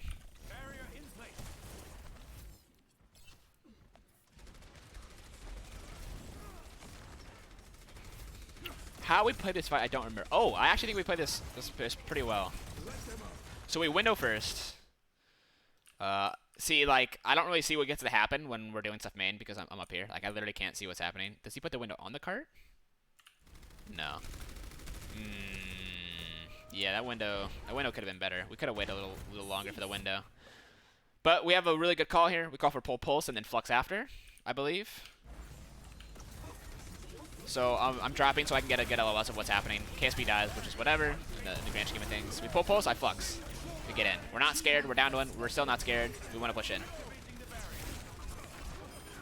5v5, 5v4, 5v3. We have ult advantage. Push in. I miss a lot of orbs here, I think. That I should have been hitting. Yeah, I should have been bouncing the orbs off the ground like this before.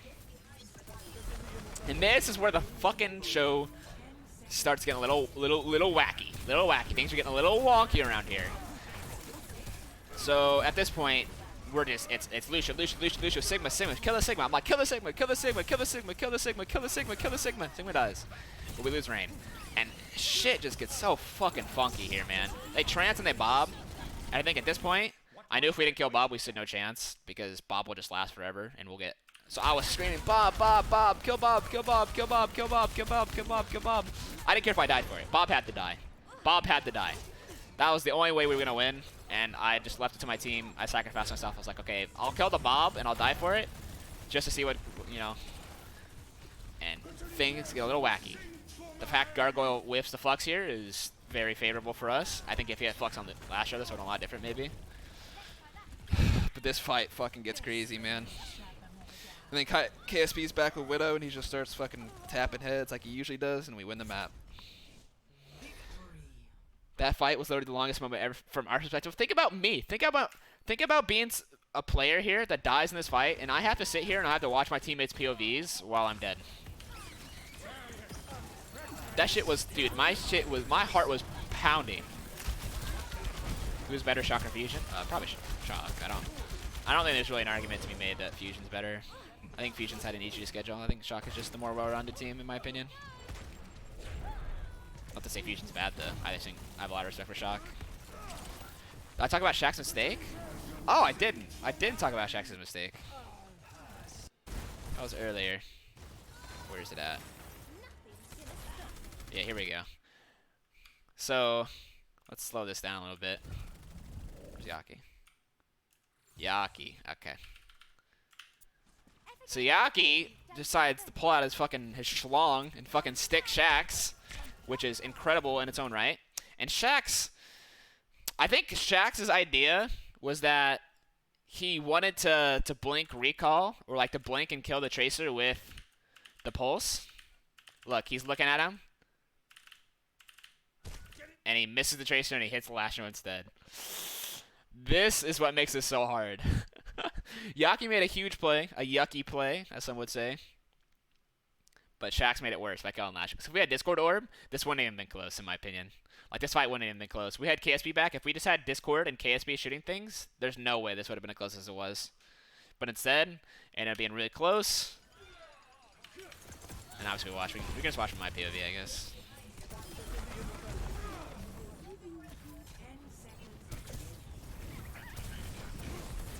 Did Lashno get mad? I mean, not in the game, but after we talked about it a little bit. It's pretty funny. I should have hit that rock on Sigma. That would have made it a little easier as well. But at this point, I'm not gonna lie, my hands are kind of shaking a little bit. I'm getting a little nervous. Let's watch him Lasho's POV. Let's look at the Lasho POV. The Lasho Lucio. Look at him go. Look at him go, chat. Ooh, look at the headshots. He's nasty.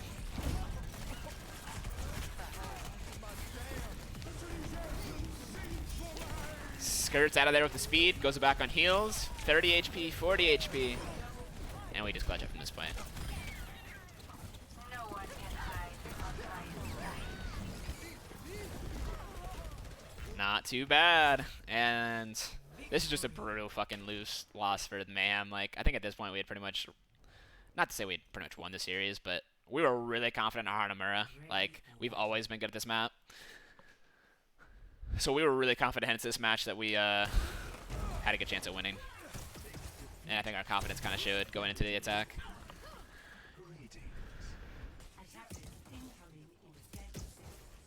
Who just goes, fuck it, I'm going to stick the fucking Tracer? I mean, Yaki, clearly. I mean, he didn't have a lot of options. Like, maybe he could have saved another Blink and blinked and tried to get the support instead, but I mean, that just shows how confident Yaki is in his Tracer. I mean, it was a ballsy play and it paid off.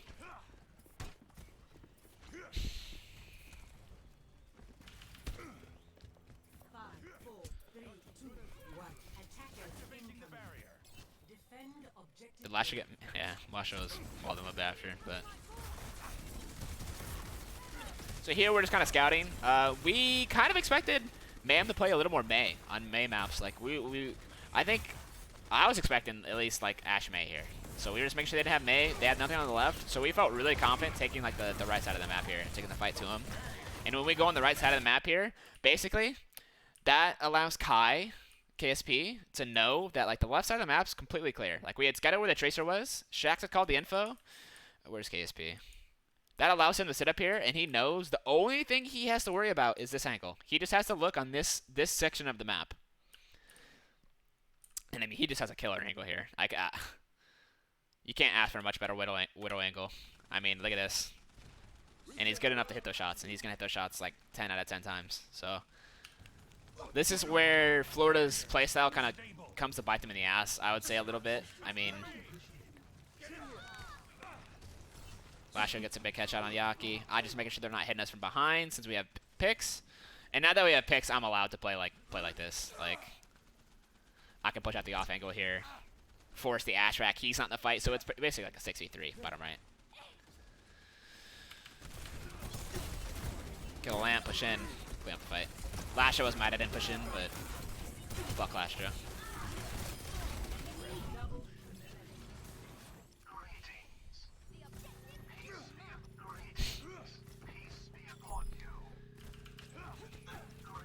Relatively clean first.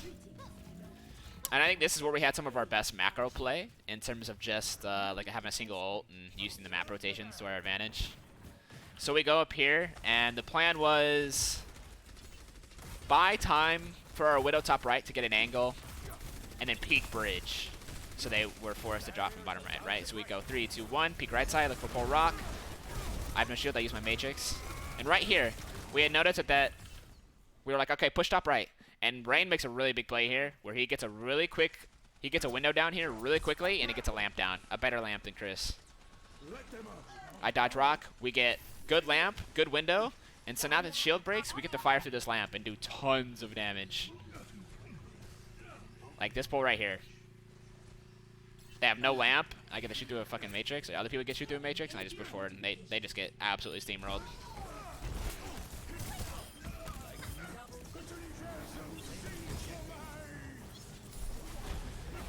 See, they had, their Sigma ended up playing for more damage, which is fine, and he built this ult really quickly, but we had window first, and window ended up being the ult that mattered. Ooh, that's a nice little rock on the ball.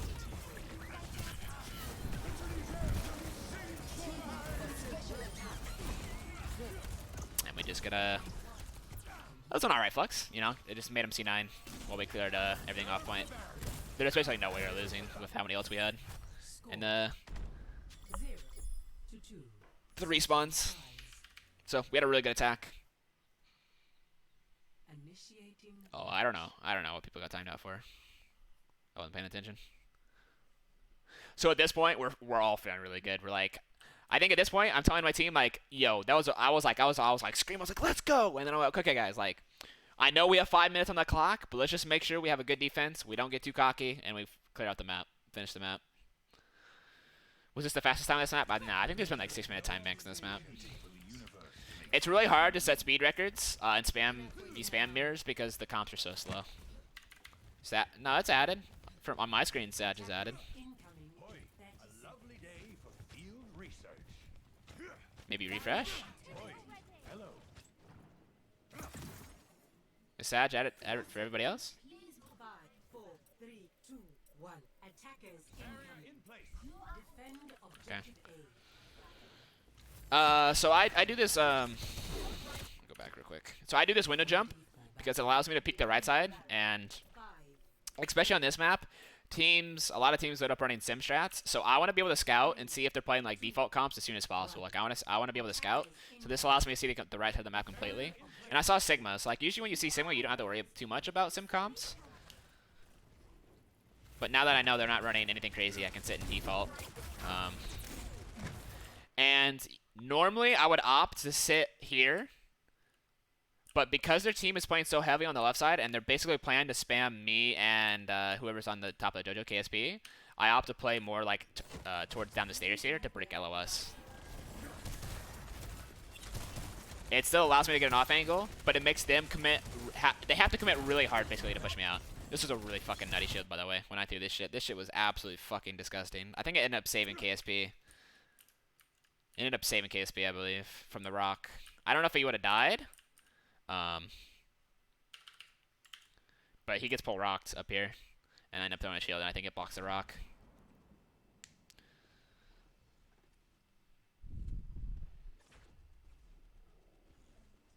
Oh, you love to see that, chat. Oh, you love. Let's fucking go.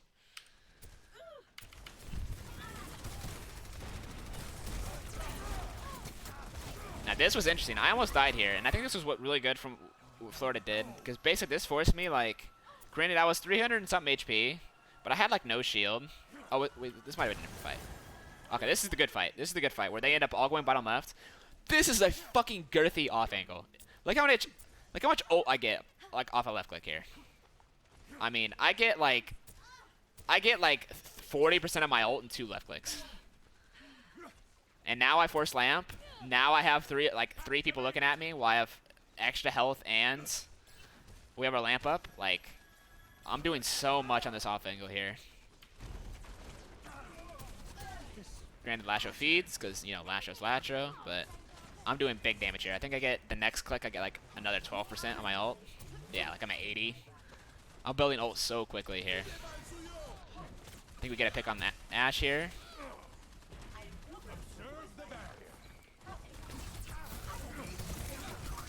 Gagnon did a pretty good job here with the off angle. He ended up catching us out, but I ended up getting the trade kill, which was really important. So I got the trade kill and I built my ult. And granted, I died here, but now we have KSP and Shax. Like, these guys are so... It is not an understatement that these guys are fucking terrified of KSP. Like, unbelievably terrified of KSP here and Shax. Like, they have no intentions of going to point here. No intentions of going to point. They do not want to get headshot by KSP. They do not want to risk it. And because these guys are still alive, and I'm telling them, hey, stay alive, stay alive, stay alive, stay alive. Just keep them there. And it allows me to like stay Sigma and walk back all the way from spawn. I mean, look, like they're not even close to touching point yet. They start touching point by the time I'm in LOS, and I see them touching, and I'm like, I do not want them to go to point for free. Like if they get on a point for free, this is a way different fight. I see this, and I immediately like I'm fluxing them.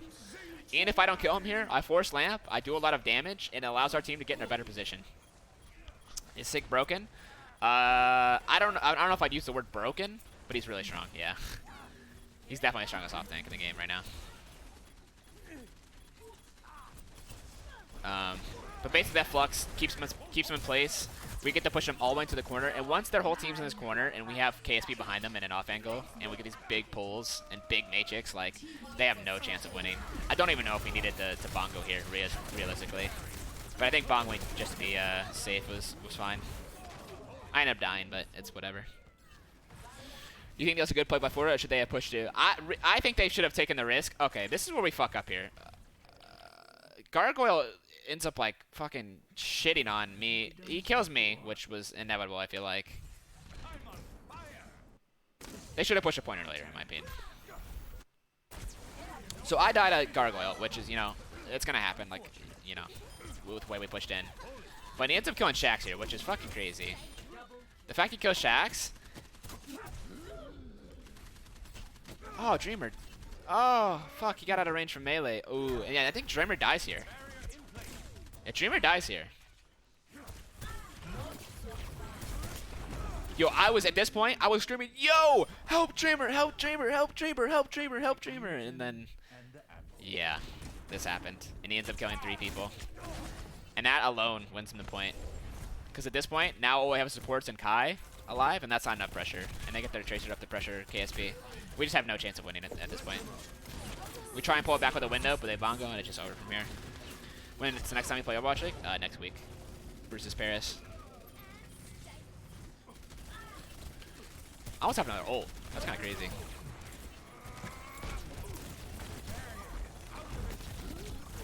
Yeah. Yeah. Gargoyle just kind of made a play, so kind of fucked up a little bit. We had a potential to full hold on this map on first, but it is what it is.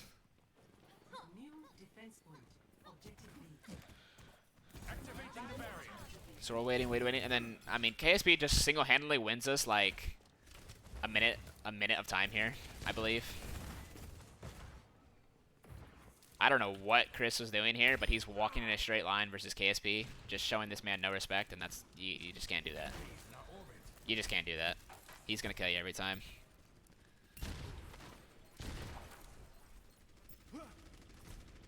What team do you think would give you the most trouble? I think people have been asking me. I think my answer is almost always going to be Shock. Like, until I play APAC teams, it's hard for me to say, but almost undoubtedly Shock.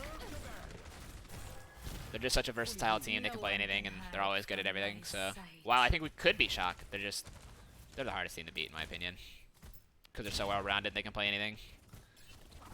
Wait, does Yaki not die here? Damn. Yaki's a fucking magician, dude. We'll go back to my POV. And so because Yaki's pulling... three of my teammates here, and to be honest, I didn't really comment. I don't really have a lot of help here. I have 6 people and a fucking window. The fact I don't die here is crazy. Dreamer did a really good shield. He shielded me there and ended up probably saving me. What the fuck am I doing, man? Why am I trusting Dreamer's pulse so much? That's twice now I've done this in series. Why am I trusting his pulse so much? The way Dreamer calls pulls, he calls it like I'm trusting his pulls so much because I don't have LOS. He's like, I'm pulling him, I'm pulling him, I'm pulling him. So he's saying that, and I'm thinking he's hitting him. Like I'm like boom, I have the flux. Like, you know, I'm trusting him way too much. I need to confirm with my eyes. Jesus Christ! I can't look at it again. I'm sorry. Yeah, I just got high ground back. You're so right. I didn't care about the damage. I just wanted to get high ground. You're right. 100% right. That's 100% why I did that. Yeah, TLDR, don't touch Dreamer. And so why this is so bad is because we had to use Flux and Trance and Pulse Bomb and Walls, and all they used was Bob and Window. So we're at a big ult disadvantage for this next fight, which is what means LOS line of sight. What I mean is I couldn't see what he was pulling for the most part, and the way he calmed it, he said he was pulling, so I assumed he was hitting stuff. So I just fluxed whatever he pulled. When in reality I should have held it, and I could have fluxed the hallway. Regardless, like, I didn't even need the flux. I shouldn't have even flux. Period. Like, we were gonna win that fight regardless. So me fluxing in general was more of a downside than me like fluxing nothing.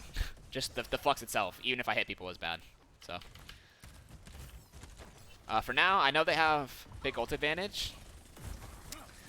What's been tough about this series is, like, I really want to hold this bridge LOS, but the way we're playing, I just can't. Like, I almost fucking die here, I believe.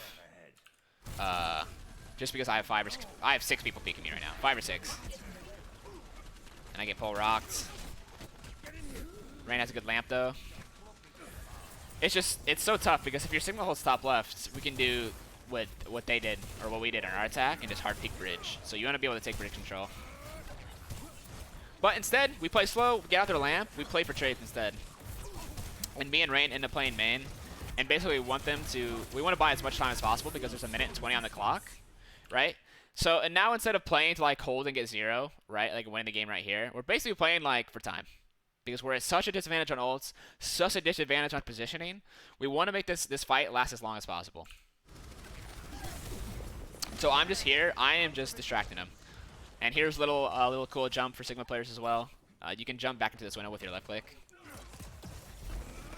So I end up retaking high ground, putting pressure on them again. They have to look at me again. Pressuring both their DPS right now. Flash will get picked. If Flash were to get picked, ooh, that's a really good eat from me, by the way. Oh shit, that was nasty.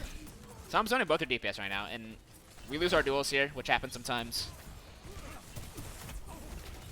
If we hadn't gotten picked, I think actually we would have held the map here, but we're just at such a disadvantage on ult and positioning. We need like our DPS to make good plays, and sometimes you don't get it, and that happens, you know?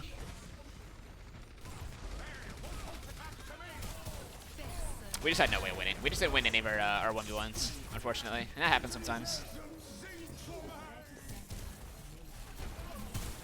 So I had to go touch here. And we just end up losing out. Dreamer kind of fucked up the stall a little bit, but I don't think we would have gotten 0 anyways. At this point, I was calling for time because there was 16 seconds left. We just couldn't get it. And we were a little disappointed that we didn't get him to 0 there, but I mean, we had 5 minutes and 40 seconds and they had 1 minute, so we felt pretty good going into this is map 4, Dark. We felt pretty good going into it.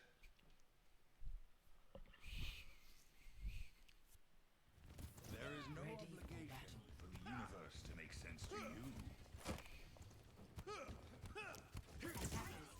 Yeah, that jump I did is actually pretty good. I did this in the shock match as well. While we got rolled, like I think I did that jump and they didn't expect it, and I ended up killing like Moth on Mercy or something.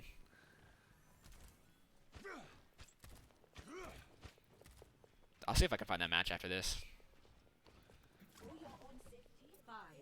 But yeah, this is about the end of the series. We're feeling pretty good. I'm doing the same thing. I'm doing my default. I'll peek top right, see what they're playing. So I see they're on Widow and Sigma, and I can like when there's Widow and Sigma, you can almost say with certainty that they're gonna be playing the Tracer as well. So there's no sim. We don't have to worry about the sim strat. And I just play like my default. I peek top right. I know they're gonna try and push me here. And this is the fight I was talking about before, where like they end up pushing me out of the fight in a sense. Because they know I play here by myself now. So they have both their tinks, they pull me, and they have Tracer run at me with an orb. And I have to back up. There's just no way I can win this fight. And normally I would want to come back here and do what I did the fight before and shoot them in the back. But because I have no shield, no matrix, and it's pretty hard for them to heal me from this range, I can't peek this angle with Shax and KSP. So they do a really good job of clearing this map. And so I had to take the long rotation around. And luckily, KSP does KSP things here while I take an off angle with him. And he just fucking starts doming him. We get a good pull on the Orisa. No problem, Dark. Can I react to the KSP angle? Yeah, I can show you guys KSP angle. A second. I mean, this doesn't even surprise me anymore. I mean, this is just... KSP just has a completely different understanding of how to use angles as a DPS than I would say just about any other hitscan in the game. I mean, what hitscan would even think to play like this? I mean, this is just ridiculous. He has such control over his character. It's ridiculous. And he knows what the Widow is. So he has all the freedom in the world to peek like this because he knows what Widow's bottom left.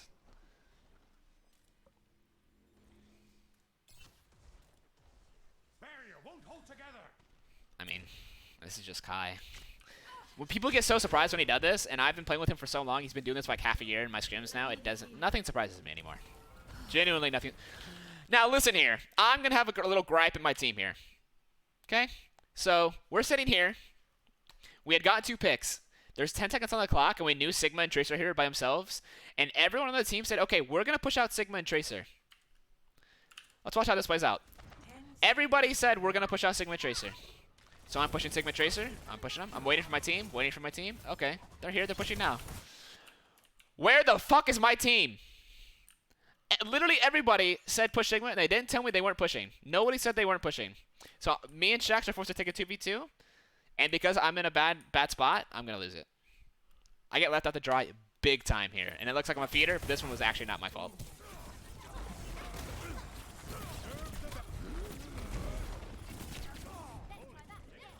Everyone just left me out to dry. I got fucking jebaited big time, and I thought we were gonna lose, and I was gonna be really mad if we lost this point. I was gonna be really upset.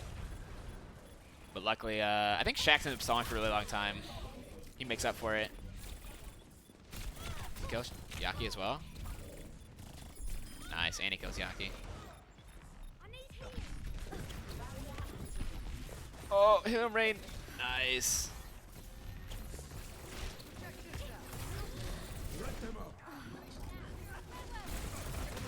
Oh, wow. Nice rock and gargoyle to stop the pulse. What did I say when I died? I didn't say anything. Like, there's no point in me saying anything. Ooh. Luckily, we clutched up, got some picks. Now, I'll admit when I feed, but that was not my fault. I got jebaited big time by my team. Big time, big time. But we're all feeling pretty good. We only have to get 92% on the first point of the map. Like, yeah, Shax is a fucking gamer. Shax is a fucking gamer. How big's my mouse pad? I guess I could show you. I mean, a little bigger than the size of my torso. It's pretty big. There is no obligation for the universe to make sense to you.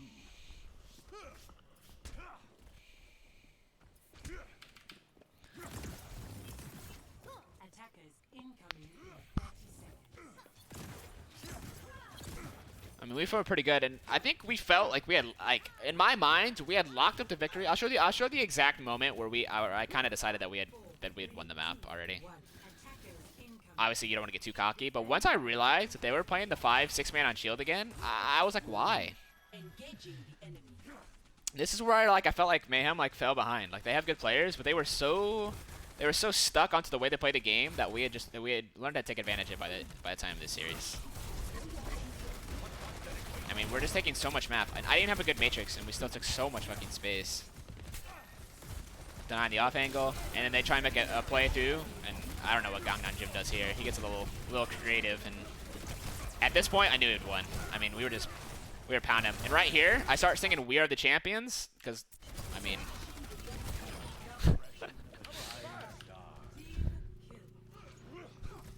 because you know, I mean, kind of rolled him. I joined thinking this was a Tracy McGrady basketball stream. I think I'll stay though. Hey man, I'm basically the Tracy McGrady of Overwatch, so. And there it is. That's how we won the series. Why no teabag? Ah. I don't dislike any of the players. I usually teabag players that I think I know I could boom, or if I don't like them, or I think it's funny, or like I'm not like friends enough where I could teabag them, but I also don't dislike them enough where I could teabag them. You know what I mean?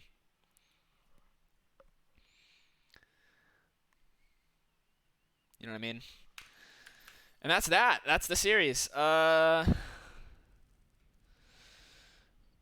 probably call it there. All I wanted to do is review. I actually want to see this one, the one jump I was looking at earlier. Let me hop to the other viewer real quick.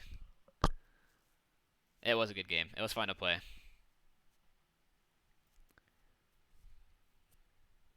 Examples of teabagable players. I don't like people on the. Oh, that's it. This is all that's on here. Never mind. Guess I can't watch the thing I was looking for. Unlucky. Unlucky. Yeah, I'm not. It's my day off, so I'm not really in the mood to be playing any rank. So I'm gonna call it there. We did 2.5 hours review. Oh, Super. You wanna watch Super Sigma the one time, chat? We wanna watch Super Sigma for the one time. I'll watch Super Sigma, and then we'll call it we'll call it a stream. Do I like hero pulls? It's enjoyable sometimes. Sometimes the hero pulls are really bad though, and it's not. Ready for battle. Next round. Here we go. The legendary, inspirational Super Sigma. Let's go all the way back. Let's make sure we.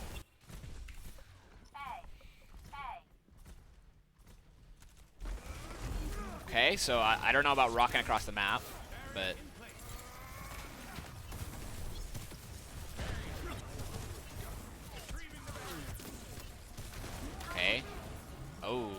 wrong about that Matrix either. Yeah, so far, yeah, not the best. It's either actually bad or it's just bad game.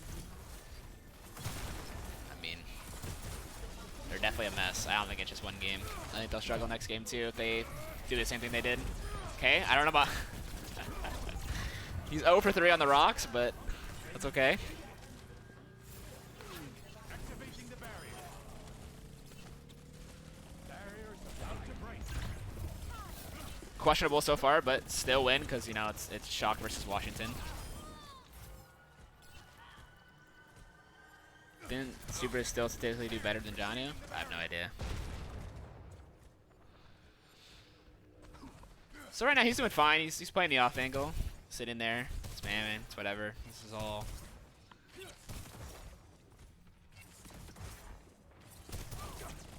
Okay, he's doing a good job. He blocked the pull for the most part.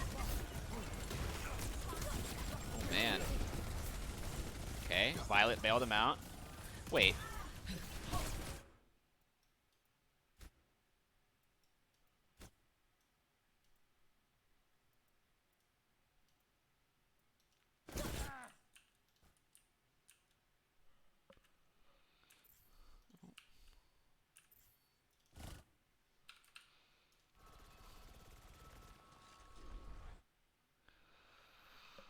That is a fortunate fucking lamp. That is a fortunate lamp. That is cutting it close on the lamp. That is cutting it close there. Oh, because Violet. So Violet realized, oh my God, Super's feeding. I need to lamp him.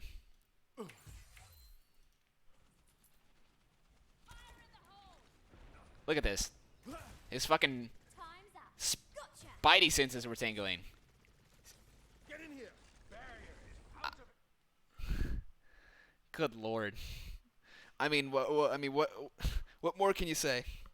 What more can you say there? Sometimes you just have the fucking best BAP in the world on your team.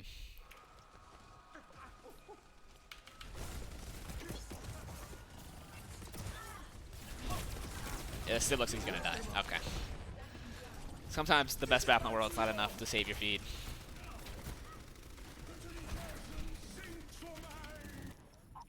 Unexpected but not unwelcome development.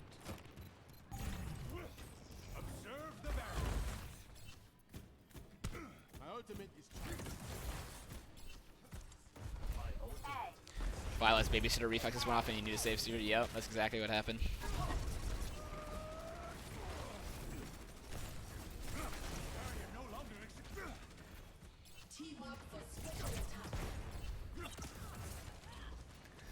What I'll say is, like, I think, okay, he's in a good off angle, but this team's already dead. It was a fine off angle, but like the way Washington's playing, I would almost argue you shouldn't off angle the way they're playing. It just takes way too long for your off angle to develop. Granted, Washington just kind of just threw here in general, so. Oh, Striker just do bob off the map. Much better.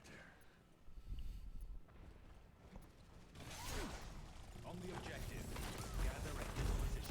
Okay, nice rock. Yup, rock. Do you regularly have this kind of content on your stream? Not generally, but I plan on doing more reviews for these matches. I can do more if people enjoy them. I usually just play ranked, but I'm down to do some of this sometimes. Probably the day after matches when I'll do these streams.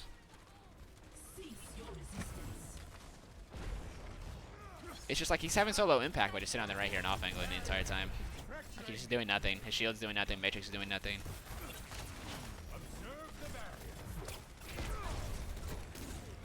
We live in an apartment. Yeah, I'll do more. I see people enjoy it. People stick it around, so I'll make sure to do some more.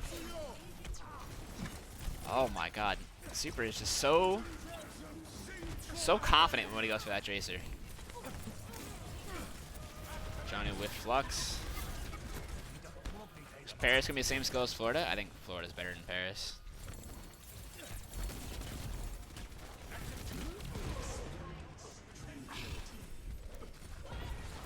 Super, my man, what are you doing?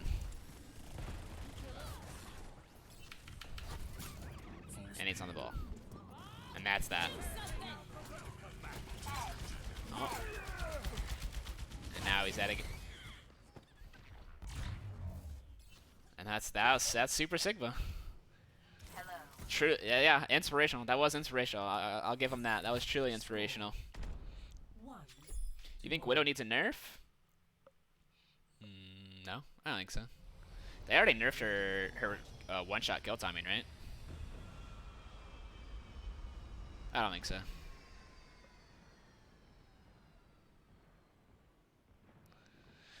All right, yeah, I don't plan on watching this whole match. This match is kind of a joke, not very fun to review.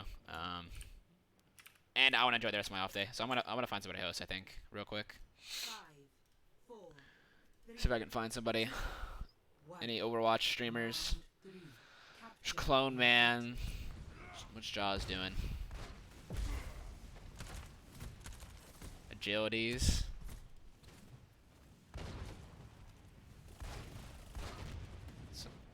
Which hero is my least favorite? Like, hero I have to play? Probably Roadhog, because he's so fucking shit.